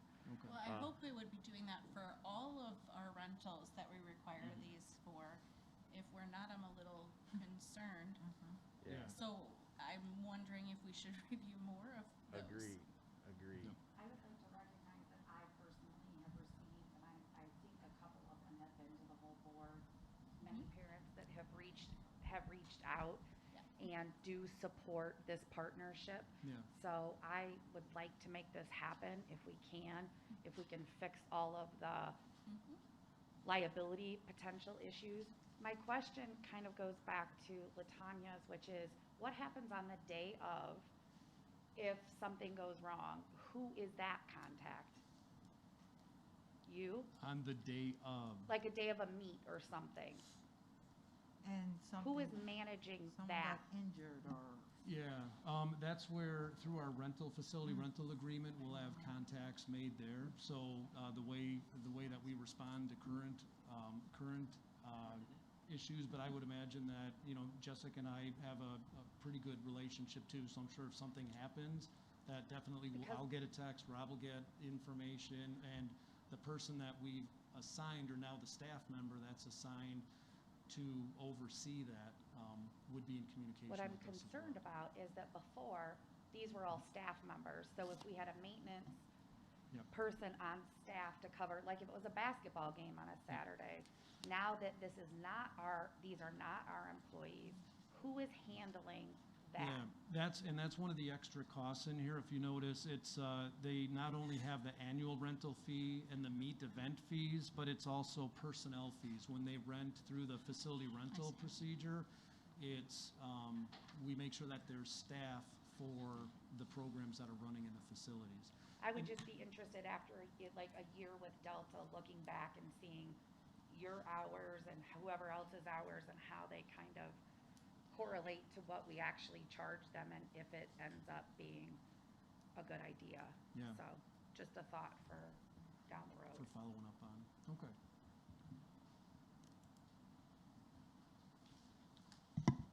Good. I'll take that, make some of those adjustments and have a conversation with Dr. Sparlin too, about the next step for this. I know in my memo we had talked about an action item, and we can take a look on that if we want to wait. I know, Jen, you had mentioned, is it something we actually want the board to act on? It just was occurring to me that really the board doesn't act on a lot of other facility rentals, so do we want to wait for that March meeting, or how do we want to do that? So I'll have that conversation with Dr. Sparlin.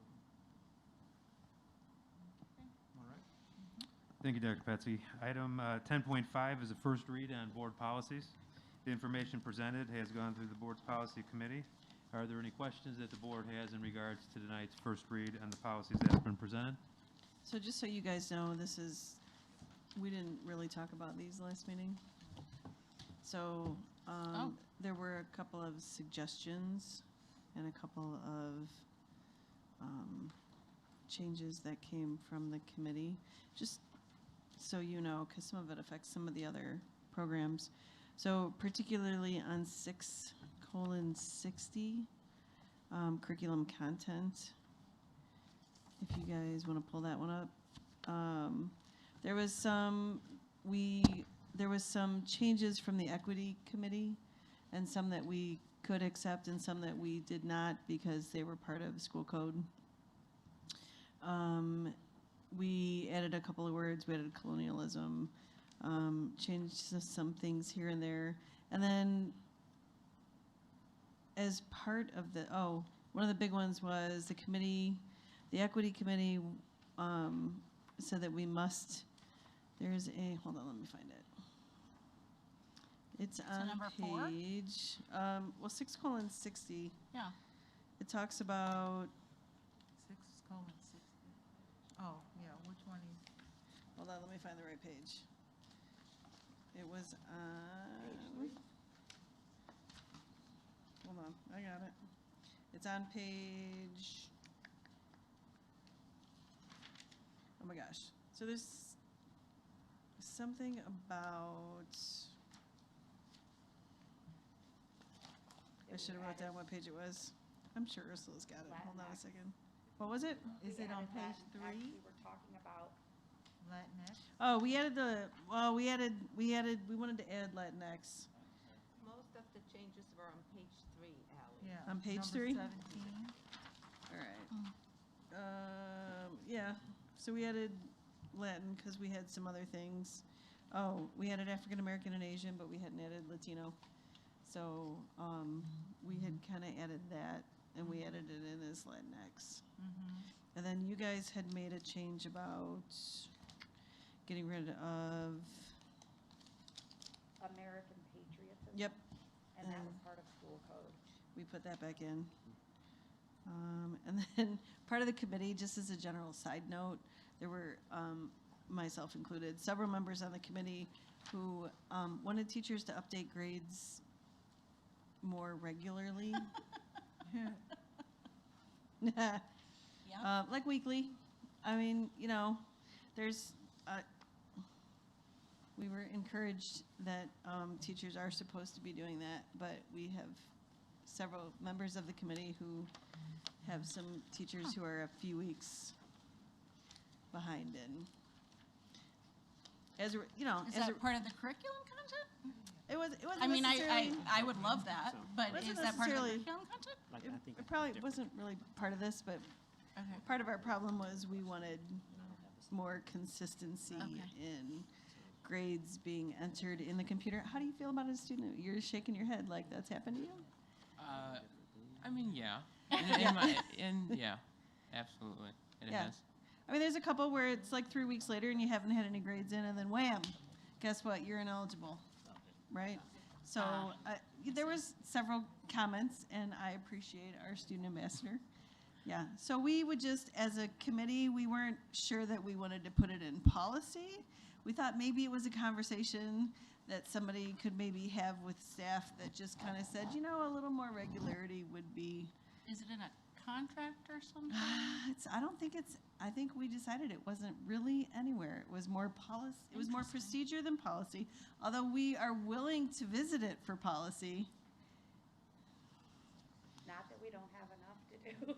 I'm just saying, you know what, that's where we were really strongly considering making it a policy or adding it to our policy, which I am sure could go either way as far as the union is concerned. So that was that one. And then we had some other changes. There was one 4:60, and I realize these are just for information, but 4:60, did we pull that one? I don't see that. We tabled that one. So 4:60, we had talked about at committee, and that was in regards to the 25,000 limit, where you had to get board approval. We wanted to lower it to 20,000, and we also, we agree, yeah. Lower it, lower. Oh.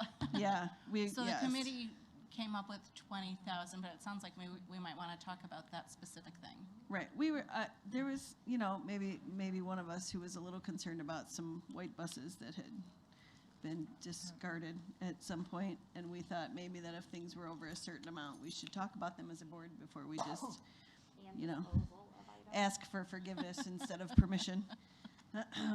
So we tabled that one, and we'll come back with that one. And then, this is a fun one for you guys. 4:175. Convicted child sex offender screening. The committee suggested that board members also be fingerprinted. Yeah, is that, I didn't know if that was a change in, I'd looked for some footnotes on that. That was totally suggested by the committee. They were surprised that the board wasn't, because Yeah. we do enter buildings and take Well, pictures. sure, and I actually think I was fingerprinted at one point for volunteering for a field trip a Yeah. long time. He's going, oh yeah, Mrs. Doyle, you were fingerprinted, I know. So It's all good. that was just something that came out of committee. So Yeah, I checked. Yeah. Yeah. 5:30. Hiring practices. So we had changed some of the wording because 5:10, which we had previously approved, we had changed some of the wording to match some of our diversity. Instead of saying minority, it was individuals from diverse backgrounds that came from the diversity committee. So we changed a couple of that. And here's another fun one. The committee inquired about drug testing for teachers. they Huh. are Which will, shocked that we don't drug test, and we explained how cost prohibitive it was. which will also be a question for the union. And that was a change to that one, which was fun. I think otherwise, there were some small changes, like the personnel, 5:125 was personal technology and social media.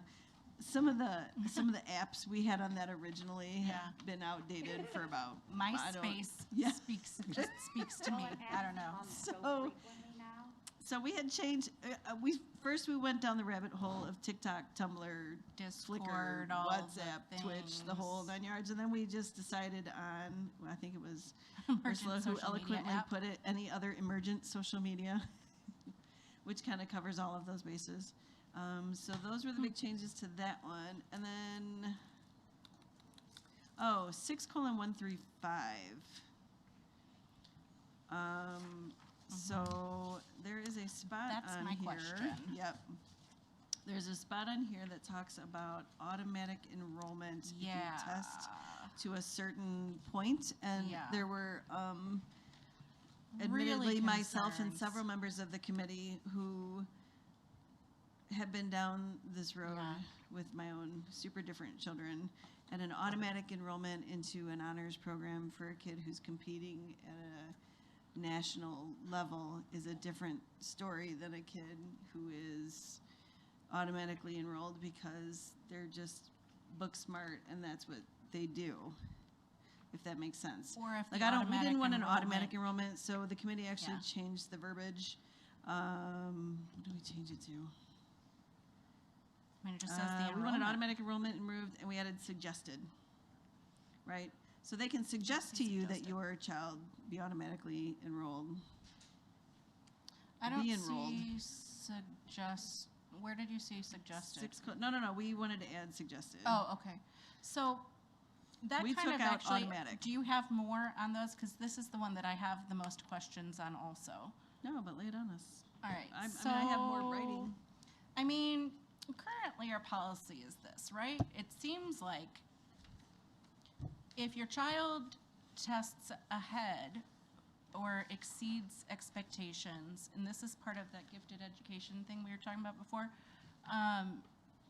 what we do is we don't provide enrichment, we provide acceleration, which isn't super popular with every parent, especially as it involves often, you know, 7th graders riding high school buses to the high school for geometry kind of things, which isn't, to me that actually kind of looked like it was kind of, you know, in 660 where it says students must receive developmentally appropriate opportunities. I don't know how developmentally appropriate that is.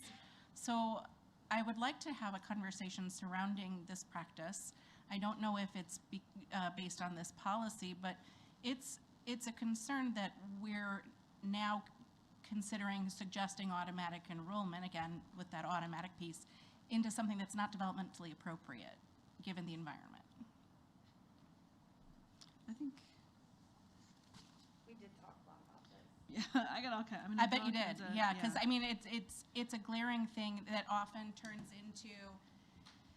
So we can pull this one and take it back to committee and. I mean, and I don't you even know wanna- if it's take it to committee or if Right. it speaks to, you know, our curriculum design and instruction on how we teach that kind of differentiation, if what we do is acceleration or if what we do is enrichment. There was a point several years ago, pre-COVID, where we talked about instead of busing them over to the high Yes. school, I remember this. doing it remotely, which ironically Yes. then became COVID and everything And we didn't went have the remote. resources then to do those things Right. remotely from their school So- of origin. So that's a good one for teaching and learning. Yeah, do you want to talk about that? Sure. As far as committee goes, our committee just wanted to take out the automatic. We didn't feel like taking away the choice of a parent was the right way to No. go. So we wanted to just add suggested so that parents still had the choice to choose for their kid. Because I would choose it for one of my kids, and I would definitely not choose it for another one of my kids. Well, and I mean, we've got, you know, a certain number of thousands They don't of mind. They're parents grown. that also have those choices to make for a variety of children. So, Right. I mean, I feel like we should probably discuss that if that's what we're discussing. So I think we send that one. We're Because okay this with it as says a committee automatically level. enrolled in the next most rigorous level advanced coursework in English, and then meets or exceeds state standards in math shall be automatically enrolled in the next most rigorous level of advanced coursework in mathematics. Automatically enrolled in the next most rigorous course of advanced science. And, I mean, Yeah, we just pulled automatic and put suggested, and there's a few more spots it could be We pulled missed from, it? I think. Yeah. Mhm. we'll get Ursula on that. All right, so those were the big ones. We just and have to be then- sure to add the word suggested, because it's not, suggested is not listed currently. It just says automatic. I think we Automatic Shall is be crossed out. recommended or suggested, something to that effect. But in the minutes, it says, automatic enrollment removed and added a suggested paragraph, giving, we added a paragraph, a suggested, we Oh, I see the suggested a green. Yeah. paragraph Okay. to give Yeah. them options. We had lots of colors on So ours. there are a lot of colors on this, I'm not gonna lie, that's pretty rainbow. All right, and then, let me see, blah, But blah, for blah. ABC, Did you have any more questions on that one? yeah. Oh, just- you want us to fix it in ABC? Yeah, the ABC is where it's not been removed. A student who meets and exceeds shall, oh, yeah, it does, yeah. All right, can we just check with Maureen on those? Because if we, yeah. You want It to was- say it was getting recommended late. for enrollment? Yeah. And then, do you have any more questions on that one? Nope. And then the other big one was 7:30. Policy Committee had a great time. Which we also pulled back, never mind. I was gonna say, I don't see that one. Yeah, so this one 3:10? had to do with in-district transfers. And we wanted to add socioeconomic, and we didn't know if that was an okay thing to do. Oh, Essentially, you can't choose which school kids go to based on a bunch of different factors. including and the socioeconomic status of the school? We're trying to add socioeconomic, we didn't know if that was gonna fly, so I think we sent that one back to committee. Because there were lots of descriptors. And then, the suicide awareness, 7:290 was our last big change. All we wanted to do with this one was add it to each building's website. We don't really, most parents don't necessarily maybe go to a district site, and the district site has so much that's stuff a on really it good point. that we were just kind of looking for a button Mhm. that somebody could push on a school webpage that said, I need help. And that was it. There's your policy committee report. I just have one thing that I want to bring up to the board. As I have shared with them, I want to be transparent. Under 3:40, the superintendent evaluation, there is a product that I learned about at the III conference. It is now being sponsored by the Illinois Association of School Boards. And something that we have talked about on the board is how to hold ourselves accountable and building priorities and holding ourselves accountable and everything aligning to evaluations and our strategic plan. So eventually, we are hoping to put a little bit more unbiased, if you will, evaluation process in place for the board, then through the superintendent, and then through the superintendent's cabinet, just so that we are aligned, because we found in reviewing past practices that there was a lot of confusion and questions. So we're just looking to streamline that and bring some sort of alignment between the board and the superintendent. When you say And- we, are you What- talking about the what? policy committee? Hold on, wait. Yeah. What? When you say we, are you talking about the policy committee? Because I didn't have any notes from us on that at all. No, not the policy committee. I'm saying about the super eval emails. that Right, went so out. this is not from policy committee? This Well, is It's for the. about the policy? About the policy, But yes. this is not from committee? What policy? 3:40. Yeah. 3:40? Yep. Okey-dokey. Let me take a look. Yeah, because we didn't have any changes on this at committee. I mean, yeah, the only thing I see in here are are changes in the reporting responsibilities. Yeah, we didn't talk about it at So committee. you'd like to have a greater conversation surrounding this policy is what you're I saying? would like, as this a first read, just to bring that part of the conversation, like, to the public, that's all. In public, to the public, in public. That you found a program at the III conference Yeah, that you'd like to see everybody's about been using? emailed about it, yeah. Yeah, oh, I'm just making sure that Yes. I'm clear right now on what you're saying. Yeah. I'm sure we got an email. But I want to make sure I understand Yes. now. Yes, So, okay. Mhm. because we are responsible for having an evaluation and, as. you know, Right. Is that more of a teaching and learning? Or would that be policy? That's not a policy. I mean, it's not really committee any of either. those. Wouldn't that No. be part of our self-evaluation if we Right. choose to do something like that? And then also that would be part of our contract with the superintendent, if it's part of the performance review, right? Okay. It's part of the policy, so I was bringing it forward. Thank you. Okay. Okay. All right. I had, I was reading 7:315 and 7:310, and this is just Okay. something that, just wanted to bring up. 315, Yeah. okay. So it's page 2, non-school sponsored publications accessed or distributed in campus.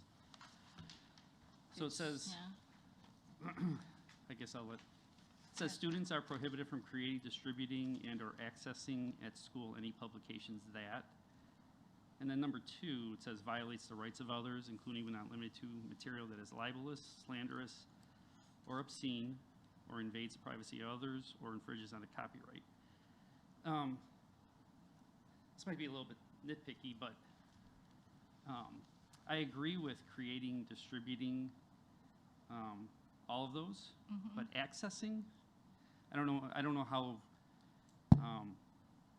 discipline is given on these things, but accessing something that's libelous, slanderous, or infringes on the copyright, I don't know if there should be anything like a punishment attached to accessing that, because a student might not know that that's slanderous. Or they might receive it and then turn it into an adult as we ask them to do. So why would they be punished for having accessed it and then shown it? Yeah, I Right. get that. That's all I'm saying is, Yeah, I get that. get distributing it and creating it, but not necessarily accessing it. So everything else under that, 1 through, That might be school code, but we can ask Maureen. 1 through Right. 6, everything else All right. applies Oh, we to can- creating. Yeah. Maureen's I not, mean, I'm sorry. You know, Joe, we can remember in ask Joe. regards to student discipline, first they have the due process, you know, they have the opportunity Right. hearing. And what I tell people, because I do a lot of the student discipline at a lot of our other districts, and I've done some here as well, but, you know, for not every time a student accesses something is it going to be there.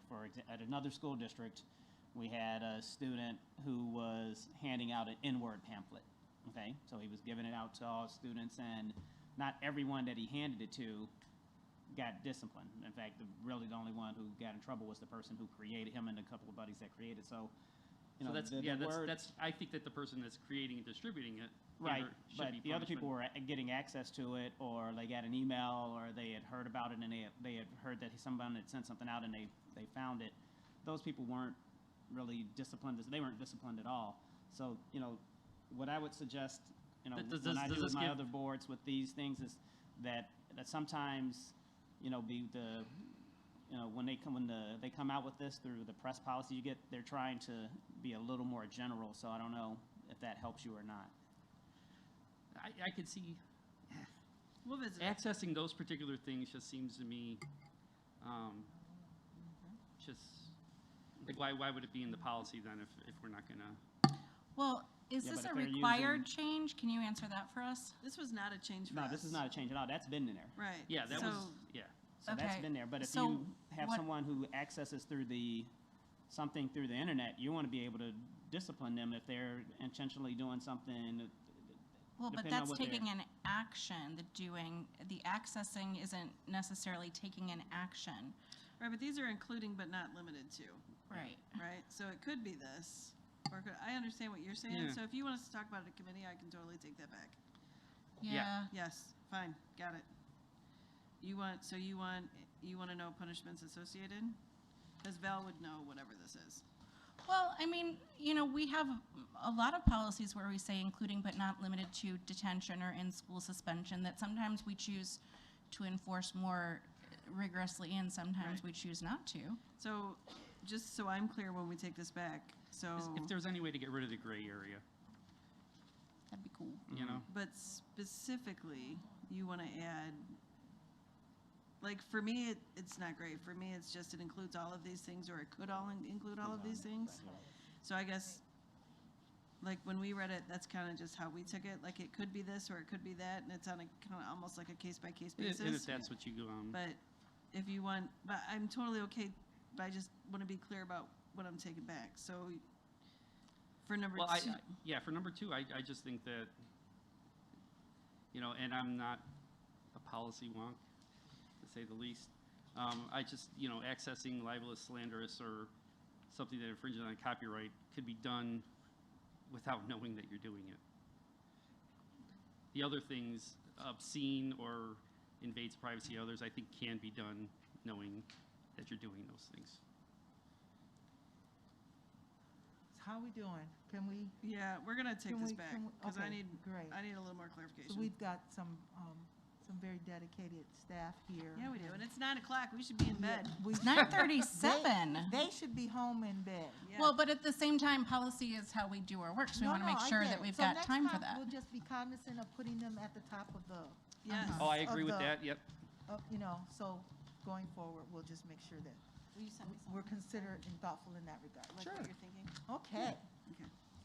Go ahead, Dr. I mean, Brown. All right, item 10.6 is an informational presentation on an elementary social studies curriculum resource. We have multiple people here who were part of this process and are here to present. So Mrs. Dahlquist, are you going to start us off?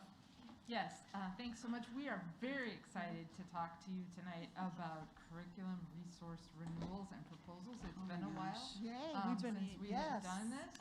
So very excited, and I want to thank you so much for staying so Yes, long. thank you so much. Really, So, really the question appreciate is, how fast can we do this? All right. No, don't rush. So, We got cookies in the back when you're done. So we're going to start off with introductions. Everybody, of course, knows me, and then I'll turn it over to Dr. Allen. Good evening, I'm Lindsay Allen, Director of Elementary Education. Hi, I'm Erin Gleason, Language Acquisition Instructional Coach. Saul Olivas, first grade dual language teacher. Hi, I'm Kara McCaskey, kindergarten teacher at Prairie Point Elementary. So before our social studies pilot began, we followed the Oswego School District 308 curriculum resource selection process as noted on this slide. There were 4 main reasons why we needed to look at a new elementary social studies resource. First, our current materials were purchased in 2005 and much of the information is outdated. Second, we needed to ensure that our curriculum aligns to the new Illinois Learning Standards for social science. We also needed to make sure that our curricular materials are inclusive and represent the diversity of our students in our classrooms. And finally, we wanted to make sure that we are utilizing materials that are both available in print and digitally to increase student engagement and to continue moving forward with our technology skills in elementary classrooms.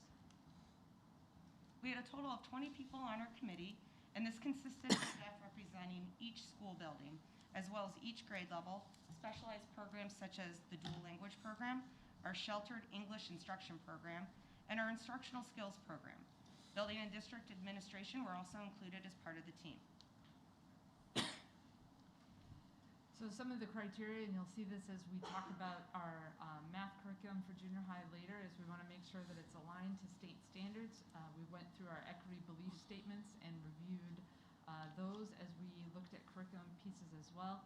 Then differentiation, including special education and English learners. And then looking for our support with our different frameworks and having whole group, small group, and independent means of giving instruction.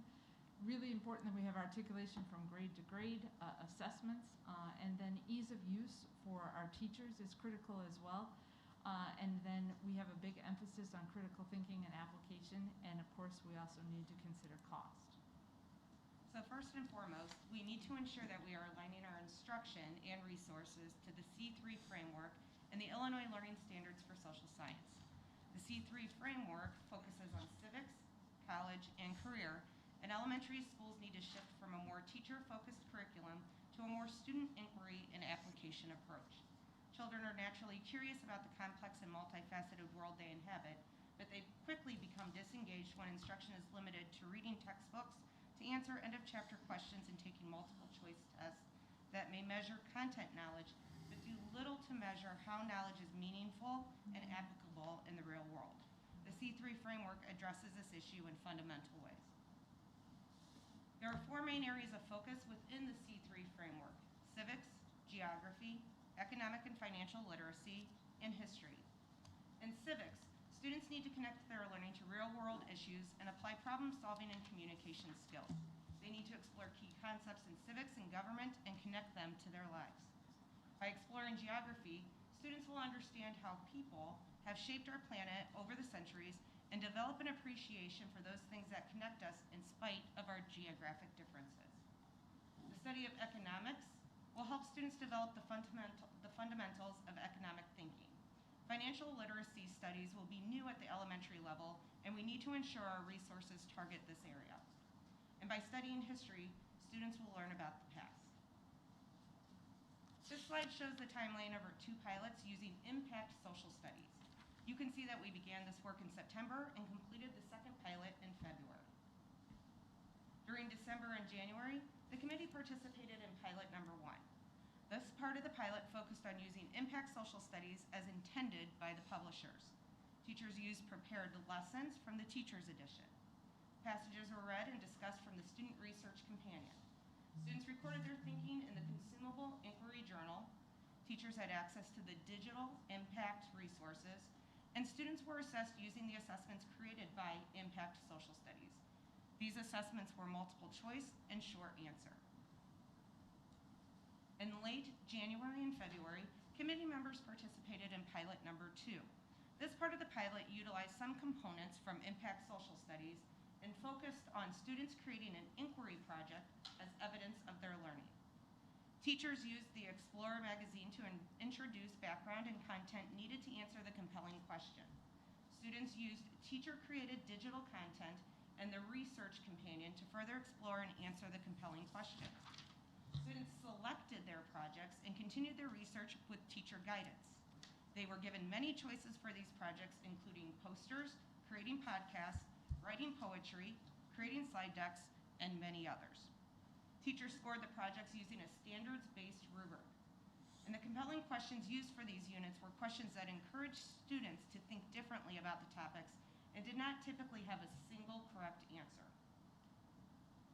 Pilot teachers were given the opportunity to give feedback and reflect on both pilots. The majority of the committee members decided that the district-created inquiry units, which was pilot number 2, along with select impact social studies resources, would provide our students with the best social studies experience and produce the strongest learning outcomes. Impact social studies offers support for different types of lessons throughout the progression of instruction, from whole group direct instruction to small group or independent work. This resource offers an extensive amount of enrichment and extra support ideas and activities to ease differentiation opportunities in order to meet the differing learning styles of all students, including English language learners and students who receive special education support. The resources from Impact Social Studies, combined with district-created inquiry units, supports teachers in creating lessons with critical thinking and application opportunities for students to demonstrate their mastery of the content.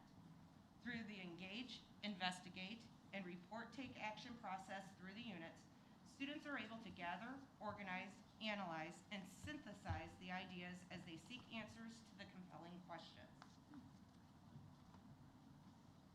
The Student Research Companion is a hardcover textbook that includes lessons that help build the students' content knowledge. During the pilots, the students found this resource to be engaging and referred to this resource often while creating their own inquiry projects. The Impact Social Studies Explorer magazine is a student-friendly resource with graphic novels, short articles, and engaging images.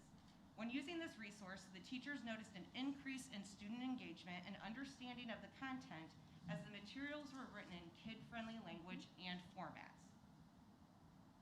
All digital and print materials are available in both English and Spanish. Teachers can utilize these online resources in a variety of ways. There are songs, slide decks, online training and learning tips, and videos.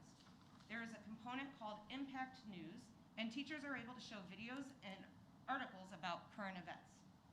Also, these online resources allow teachers to upload their own content for lessons that can be saved and used each year. Both the Student Research Companion and the Impact Explorer magazine have additional printed teacher resources. These resources include a variety of questions that can be used for discussions, background building activities, and opportunities for differentiation. Awesome. Now we're going to talk a little bit about some of the inquiry work that the students engaged in. I had the opportunity to teach this in our 5th grade sheltered English instruction classroom. We began our work with a compelling question, and when we were writing these units, the compelling question was something that we wanted to make sure was very thoughtful, didn't necessarily have a right or wrong answer, and really got the students thinking and curious about whatever the topic is that they were studying. Once we introduced the compelling question, we went on to some pre-planned, more traditional units to build some background content knowledge in the Explorer magazine, which Lindsay had said the kids loved this resource. They were, it was just such a kid-friendly tool that the kids just were excited every time we opened it up. There's comics, it's very engaging for them. So after we kind of introduced that content, we then moved on to starting the inquiry project. And we presented the students with their topic for the project, which was related to the compelling question, and also a list of different ways that they could demonstrate their learning with their finalized project. So in the class that I was teaching in, their focus was, what is the impact of people settling in a new world? And their inquiry project were that they were to create a project that illustrated the relations between the European settlers and the Native Americans they encountered. Some of the choices that the students had were creating their t-shirts, posters, graphic stories, and podcasts, which was awesome for our English language learners because they had the opportunity to use the technology. This was a 5th grade class, so they all had their Chromebooks, and they were learning how to create that and then also practice their oral language. During this process too, most of the time spent was the students working on these projects, doing their own research, collaborating with each other, and it was really neat for us teachers to be able to then differentiate more specifically for our students. It freed us up as being a guide. We realized, like, okay, maybe some sentence frames and a word bank would help these students understand the content a little bit more in depth. We also noticed that there were a lot of valuable skills that were developed during this process, including time management, research skills, evaluating sources, problem solving, and creating and executing a plan, which are skills that will help them in life. It'll help them in junior high and beyond. So this picture is, again, just the students working on their individual projects. The next classroom is 5th grade. They had the same topic. This is our instructional skills classroom at Fox Chase. You notice they have dioramas, they have posters, and again, the teacher was able to really differentiate for those students as well. And I think it's important to note that we did offer a menu of different projects that students could choose from, but we also left it with other. If the student had an idea of the way they wanted to show their knowledge, they just needed to speak to the classroom teacher and get that approved, and then the classroom teacher helped them with that. There were no multiple choice tests at the end of our units in Pilot 2. So this is our 4th grade classroom from the pilot. Their focus was, how does America use its strengths and faces its challenges? The inquiry project was that students created a project promoting our nation's greatest strengths, that they could focus on people, history, or resources. And even that idea is one that I could think about and say, well, to me, what is our country's greatest strength? So it is kind of a thought-provoking idea for these 4th graders. They had the opportunity to explore diverse experiences of the people and the history in our country. And between the resource materials and the teacher-created content, they were able to have our students learn about multiple perspectives that exist in our society. In these pictures, pictures, you can see the variety of options the students selected for their projects. In this class, some students created slide decks, while others wrote acrostic poems, and others created their own raps. And I did hear the 2 raps. They did not rap for me, but they had it all written out, and they were getting ready to practice their raps, and it was absolutely amazing. One student took this topic and not only created a rap, but everything rhymed, and I was like, oh my goodness. But they were so excited to show us this, and the content they were sharing was absolutely amazing. It was really eye-opening that when you really gave the students that choice about how much engagement went up. Yep. Our 3rd grade classroom, they were focusing on why does it matter where we live. The students chose 3 features of their community and explored how these features made their community special. One of the district created resources that we provided was a slideshow of all things in SD308 boundaries. So the students were seeing familiar things that they see every day, and having discussions about those as well. They really did enjoy that. The bottom picture shows some students that created a travel brochure to explain what makes their community unique. Some other options were writing skits, creating graphic novels, so it was really open-ended. And this would be our 2nd grade pilot class. They focused on how does geography help us understand our world. Their project was that they needed to imagine how their lives would be different if they lived in different places. And they created a project displaying different landforms or different environments. They also needed to write about what life was like in these places. So one of the students, as you can see, wrote about what it would be like to live in a more urban area. They also created postcards, they've created dioramas, and it was really neat to see that a lot of the students made connections to a text that they previously read in English language arts called Friends Around the World, where the kids were from different places, and they really were able to kind of take more action with that text.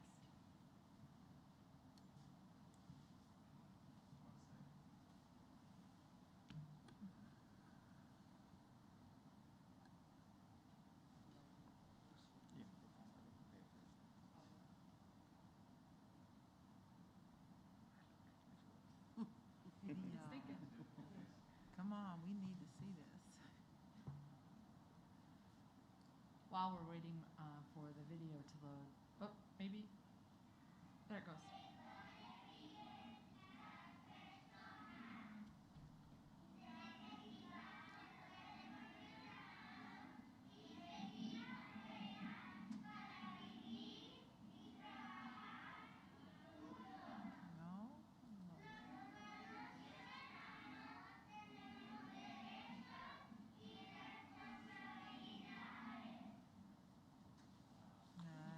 So that was our 1st grade dual language at Hunt Club, and our unit focus was our community.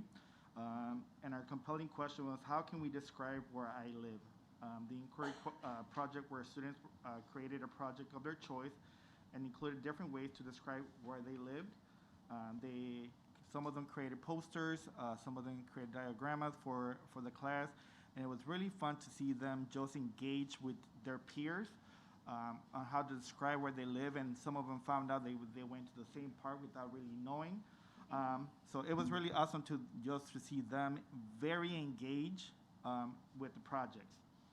In this video, you notice some students using TPR.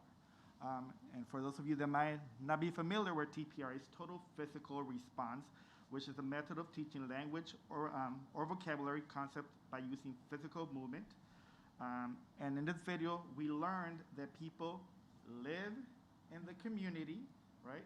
And we must be good citizens and follow rules to live and work together. So students learn that we live in different communities, and that some of them live in Montgomery, and some of them live in Oswego, and they were really surprised they live in the same city. But we also had one student that lived in Plainfield and the teacher that lived in Aurora, and then we also made those connections. Oh, I have my grandma or grandpa that lives in Aurora, I know where that's at. So making those boundaries and making those connections with those students were very fun to see. And again, students were able to describe their project with their peers in the classroom.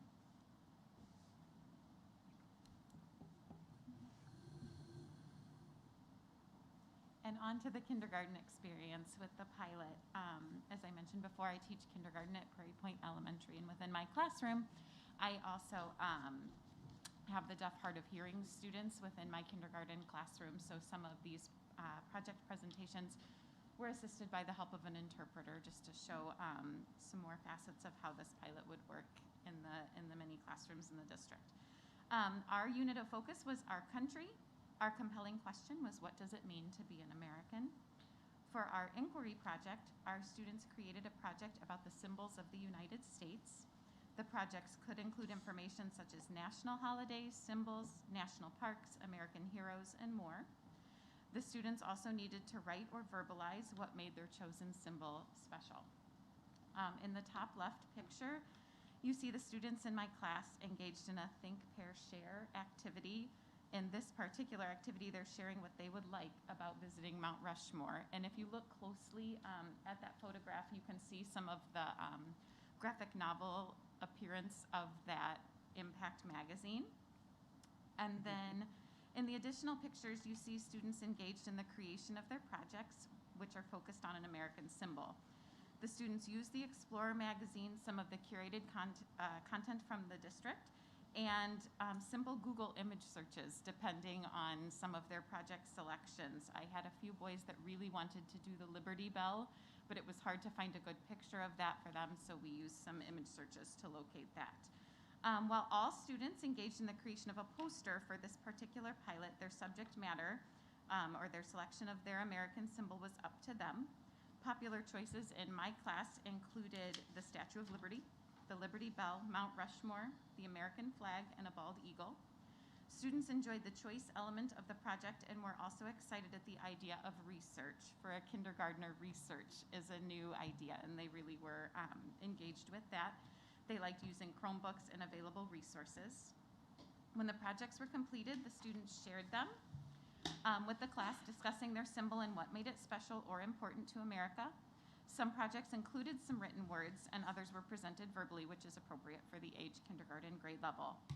In the weeks ahead, the students enjoyed making connections between this unit and President's Day. As we began reading biographies about George Washington and Abraham Lincoln, their learning has been made more personal to them due to the inquiry projects. They feel like they have become their own expert in an area in their chosen subject.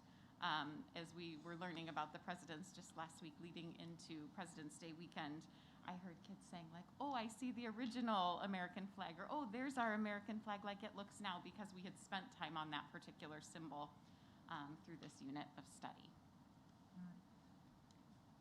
As you can see, we created a budget last school year to be used for this pilot during the 21-22 school year. We budgeted $13,500 for committee work, and much of that will be done if the Board of Education approves our recommended resource. We have also budgeted $425,000 to purchase staff and student materials that will be rolled out next school year. The materials will need to be purchased for a successful elementary social studies program, and it is all within our budget that we have allocated. There are two important steps that need to be taken next in the pilot process. Effective tomorrow, any community member that would like to review our recommended K-5 social studies resources can come to the District Administration Center and look at these materials. They'll be available for review for the next 30 days. Also, we will be bringing back the elementary social studies resource pilot information back to the Board of Education on April 11th as an action item. If the board approves our recommendation, there are several steps that will need to be taken before the end of this school year and over the summer in order to ensure that our teachers are prepared to teach social studies next school year. We need to purchase the materials, provide ongoing professional development that would start in April, create scope and sequences for each grade level, and make changes in Mastery Connect, which is the program elementary schools use to report standards-based learning and grading. We need to create curriculum maps that are linked to the new Illinois Standards for Social Studies and create engaging assessments that will also need to be entered into Mastery Connect. And that concludes our presentation to you. So thank you so much for giving us an opportunity to present our recommendation to you tonight. Do you have any questions that you would like to ask of our group? You want to go first? I just had one. So I'm reminded when I look at the magazine, and I think that that's so cool. And I like that. But I'm reminded when we had switched a really long time ago, the ELA, where you know what I'm talking about, Yep. the durability. Yep. So the resources that we would be purchasing are, none of them are consumable. This is the only one that I would say is the most consumable, and what we've seen with our ELA resources like this, we would just need to make sure that we're budgeting in maybe 3 years to replace some of these and keep that going. But the rest of the materials that we have are here to stay. So we would, there's an inquiry journal that comes along with it. It was not engaging, it was not higher level thinking, and that's consumable. We would need to purchase every year. And our committee said it was nice, but we don't need that. No, thank you. Yeah, so that would be my only concern. So what I'm referring to is when we'd switched in the elementary school to having the kids get to take books home, and it was a cool idea that quickly became something we couldn't maintain very easily. No, we got that. Right. When you say magazine, you don't mean like a periodical, so that's not like there's one of those a month. That's okay. So at the risk of going down the rabbit hole, how much time do we spend on social studies in the elementary? It will be 30 minutes, 3 times a week. All right, and then, so you have one resource, right? I was waiting for you guys to pull out more books, because, again, Yep, so they would high get school, the magazine, and right. they would get the research companion. They also have all the online components and the tech that they would be using for it. Right, so again, I'm high school, not grade school, but when you have the same book for kindergartners that you're also using for fifth graders? This is 1 grade level. So that's my question. It's I wrote one resource K-5 ? Or are there different books per grade level? We have a different set. There's a for each kindergarten Okay, grade level. because I'm looking at what she's got, and she keeps picking up the same book, right? So I just demoing it. I just wanted to make sure that it wasn't the same book. And then that kind of answers my other question about, will you have enough essential questions for 5 years if it's only one book? But there you go. And that would not be engaging year after year going through this. Well, I mean, but again, high school versus grade school. Go, Eugene. Just a follow-up question. The annual cost will only be for the one book? The annual cost after So the... really That's what we're paying replacement. for, it's the online resources, and all of this comes included. So we are not paying for the teacher resources, the student, it is the online components that we're paying. And it's not an annual expense for all of this. The 425,000, or is that? 35, 435. It'll be for 6 years. Perfect. And Other then, than we might have to in 3 years, 3 to 4 years, start to purchase some more of these. got it. And most of what it would take in order to launch is digital. Therefore, I guess my question is, are the materials readily available if this is approved so that you can meet the timeline you have outlined here? Yes. Okay, Well, got it. the other part you're missing is not just buying the resources, you also got to have time for the teachers to now Get make trained. brand new lessons. So And now our you're talking committee- about, Our committee has done an amazing job. We've met remotely in hour-long chunks from September to February. The bulk of our money that we had for committee work is, once this is approved, we will be able to bring our teachers in and work for a half day, for a full day to start putting these things together. So it's a consistent rollout. So when I see more individualized things, I see some classrooms having more success than others, just depending on the learning curve for each individual instructor. Is this able to be made consistent despite that learning curve? Yes, and what we'll do, any professional development that we offer to our staff, we start with our instructional coaches, our building principals, and our building assistant principals in 3 different meetings that I have with them, and then they come back to the staff. We're very particular about how we roll out our professional development. I just have a question about the areas with news. Where are those aggregated from? I'm sorry, can you say that one more time? So can we go back a couple of, The impact news that was part of the digital resources. yes, They update that with current event articles. and I guess where does that originate from? Like, where is the source, right? I would have to look more into that. What we liked about that, though, is all the videos, and this was the only resource that we vetted, where all the resources were in English and in Spanish completely, and then within those videos and those articles that are on here, they're also differentiated for different reading levels and interest levels too. But that is something that I would have to look into, where are they pulling those videos. The ones that we did see were very kid-friendly, but we obviously did not go through every video that they Right. offer, so I'd have to go back and look at that. Just making sure that we avoid like potentially. They're not YouTube or anything like that. Okay. If that was the question, it Yeah. does Yeah. come from Impact Social Studies. They put everything together and it's right there. Okay. I appreciate that you can tell these resources were looked at through an equity lens, and that's like really important. I mean, 2005, this is a long time coming, guys, so. That was my I'm first year so in the district, so I keep wow. seeing those books. and Yeah. I'm like, here we go. So excited about that, and that we have an opportunity to make that kind of an impact. And I just love how, like, you have all the pictures and videos. I would love to know how you guys are going to use those videos to inform our community of what we're doing. I mean, there's so much there. There could be some really exciting push outs of things to our community about what you're doing. I mean, I can imagine seeing whoever was doing the rap, like videotaping that and then pushing that out to the community so people can get excited about things that we're doing.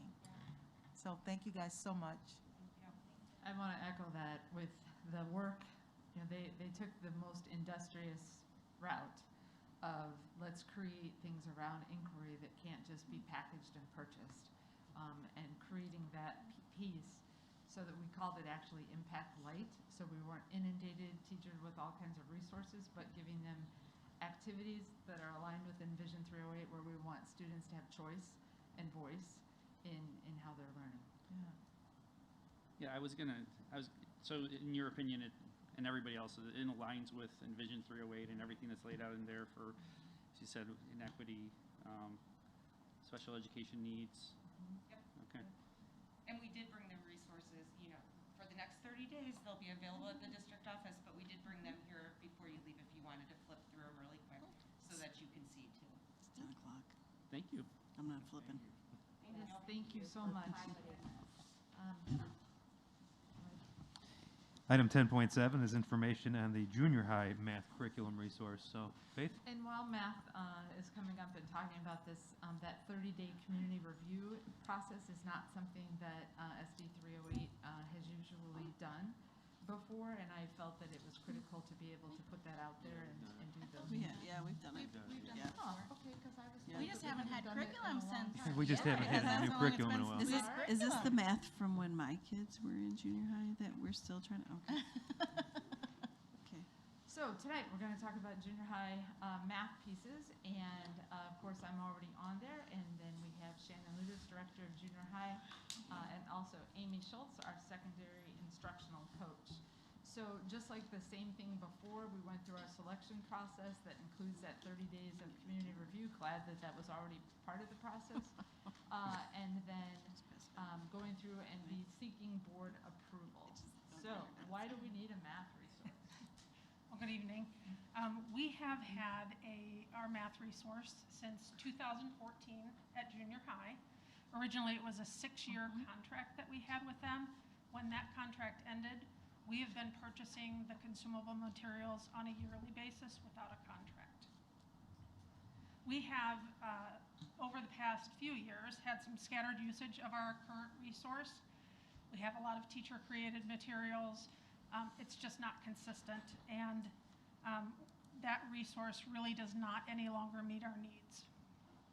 We reviewed the new edition of our current resource, and it did not meet our pilot selection criteria. And really important, we need a consistent resource for our teachers, whether they're brand new or they're veterans. We need to have something that is consistent across all 5 of our schools. Also important, our math assessment and achievement scores have been on a decline since pre-pandemic. Our state assessment scores were declining for about 3 years prior to the pandemic, and then this year's fast spread scores from fall to winter declined at all 3 grade levels. So, and that's on the benchmarks. So we had a variety of teachers, instructional coaches, building administrators, and district staff that were involved in some way in the selection of either our pilot resources or our final resources, and the teachers who piloted within the classroom. And you already saw this slide just a few minutes ago with the elementary social studies, but again, all of the criteria, including looking at the equity statements all the way down to cost. This next piece is our math framework, and I know we're going to go into this a little bit more in depth, so I'm just going to go quickly. Again, this is based on the National Council of Teachers of Mathematics mathematical practices, where we feel strongly math instruction on a daily basis needs to be whole group and explicit instruction, but also small group time for collaboration, structures and explaining, and then getting to independent practice. This next piece is just what that looks like from the teacher perspective of what should the teacher be doing during those times and what would the student be doing during those times. So our pilot process actually began 4 years ago. We were beginning to research new math resources for junior high as our contract was ending, and then the pandemic came and we've put things on the back burner. But this year our pilot process began in October with the selection of our 2 pilot resources, Savas Envision and Mid-School Math, and then we finished with the pilot process in early February. During the pilot, you can see we had multiple check-in meetings with our teachers, and we had additional training sessions with Savas on problem-based learning for additional teachers, not just our pilot teachers. Some of those teachers were pretty excited about that training and showed us pictures from using some of those ideas the very next day in their classroom. So that was interesting and neat to see. At the resource selection meeting, I do need to say, we had some discussion with our pilot teachers about whether we actually need to purchase a new resource for math. Some of our pilot teachers really did feel that we shouldn't go forward with purchasing a new resource at this time. It had nothing to do with either one of the 2 resources we were piloting, but that they were questioning whether we should, in fact, get a new resource at all. But we do need to address that decline in math achievement scores, and as I mentioned before, we need to have a very consistent resource that is available to all of our teachers. So our decision process, during the pilot, all of our math teachers, our entire department of math teachers had access online to both mid-school math and Envision. And in January, we presented information, an overview of both resources to the entire math department.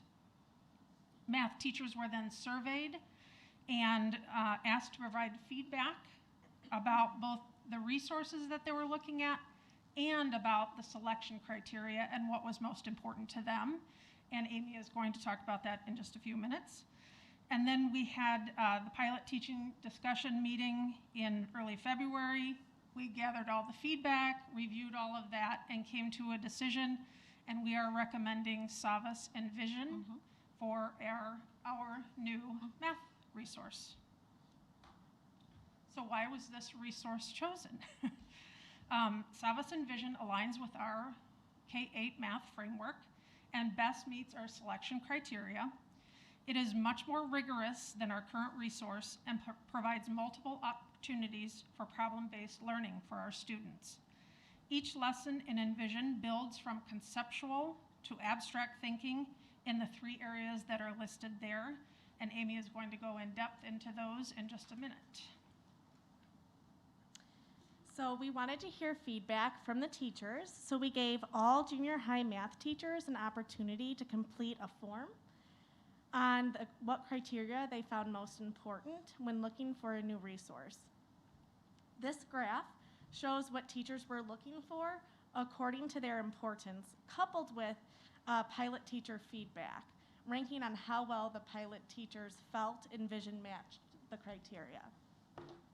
So differentiation was the top priority, all the way down to DEI, You'll notice that articulated progression is starred, and that's because most pilot teachers did not pilot 2 consecutive grade levels. So most teachers were unable to rate that criteria.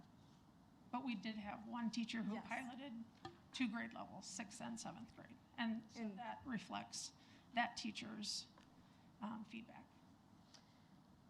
And so when we talk about this, we're going to go from the order of importance. So the next slide will be differentiation.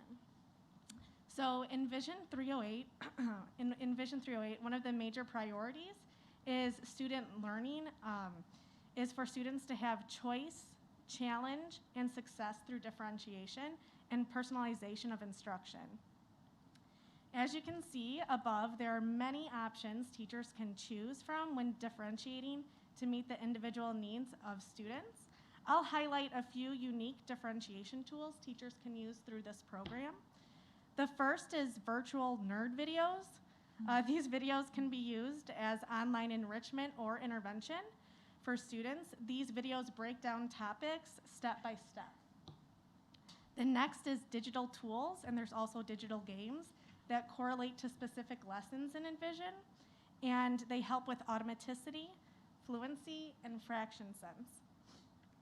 There are many opportunities for diverse learners like students with IEPs or English language learners to close learning gaps by using intervention lessons, additional vocabulary support, and mathematical literacy tips. There's also a digital and adaptive intervention or enrichment program called Success Maker.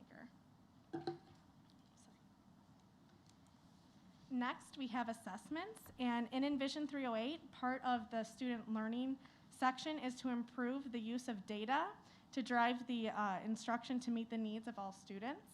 So once again, Envision has many different options for formative and summative assessments. Some formative assessment options for teachers that help drive instruction are try it problems, do you understand and do you know how questions. There are lesson quizzes that can be taken digitally or in print. And the really cool thing about this is when you assign a digital lesson quiz, it can be programmed to automatically provide enrichment or intervention to students after they've taken the quiz. And another thing I'd like to point out is there's a lot of auto-generated mastery reports when teachers assess students online. As for summative assessment, there are topic assessments that can be given at the end of each topic, and teachers mentioned that they liked that there was 2 forms of the tests for every topic.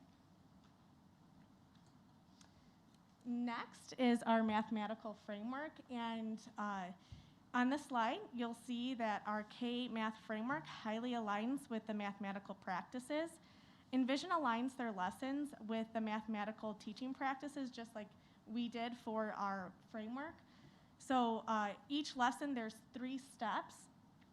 And in step 1, it correlates with teacher-led instruction, where teachers facilitate a problem-based learning activity that invites students to critically think and promotes reasoning and problem solving. It also gives students an opportunity to engage with productive struggle and math discourse, while teachers facilitate by asking guided questions to support their learning.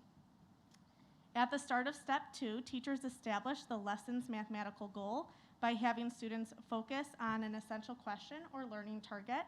Through step 2, teachers use and connect mathematical representations, and the questions are in the teacher support are purposeful questions to help facilitate student thinking.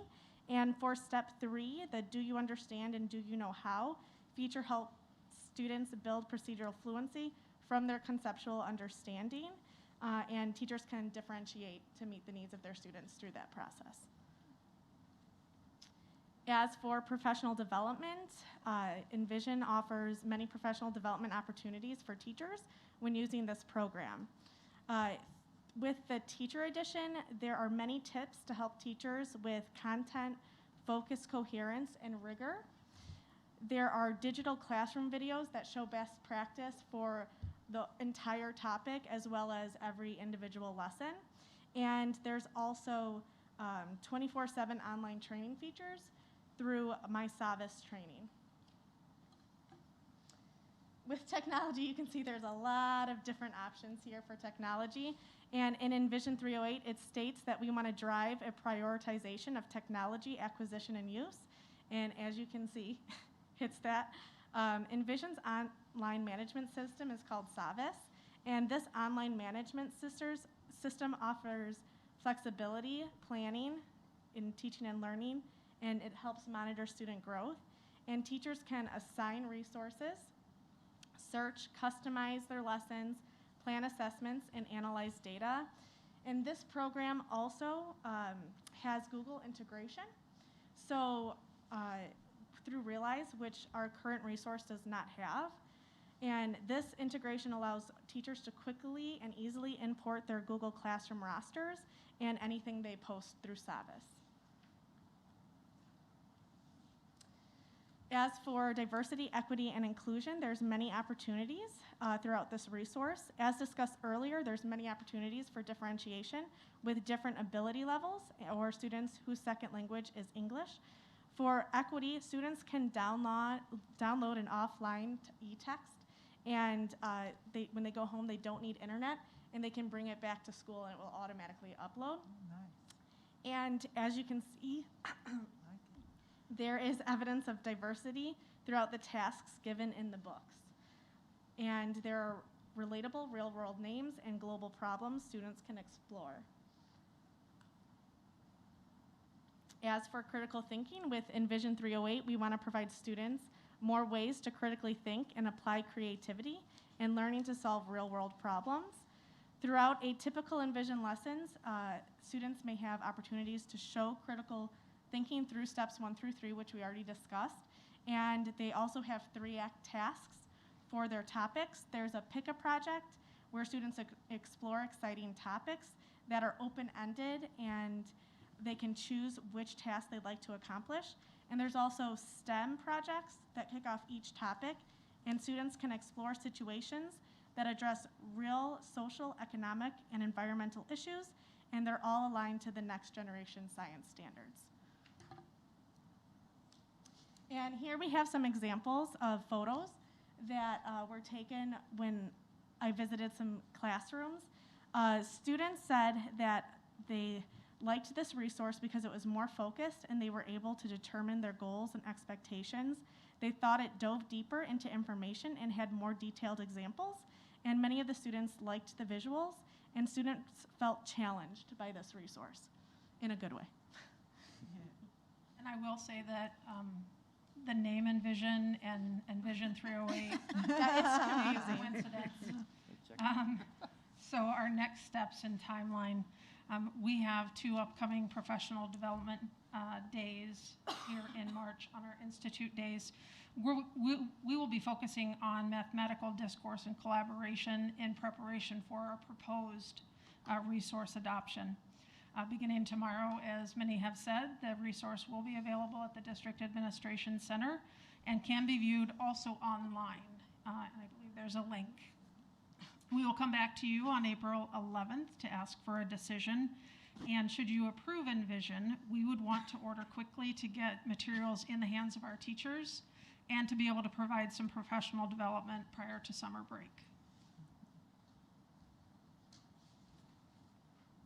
Faith and I last year created a budget for this year, and it is listed there. We are currently under budget with our committee work and our professional development dollars as we asked for volunteers to do the pilot, and as you noticed, our willingness was a little minimal. So, but we do really appreciate the pilot teachers that did participate. It was a lot to take on in the middle of the year.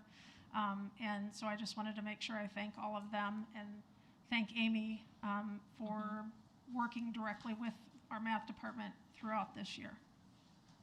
So what questions can we answer for you, from you? I have a couple, well, 2, I should say.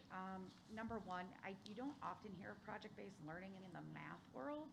So is that new? Is this something that we're already doing and this is just going to continue it? Or will this start bringing in project-based learning to math? So we have not done a lot of problem-based learning in math up until now.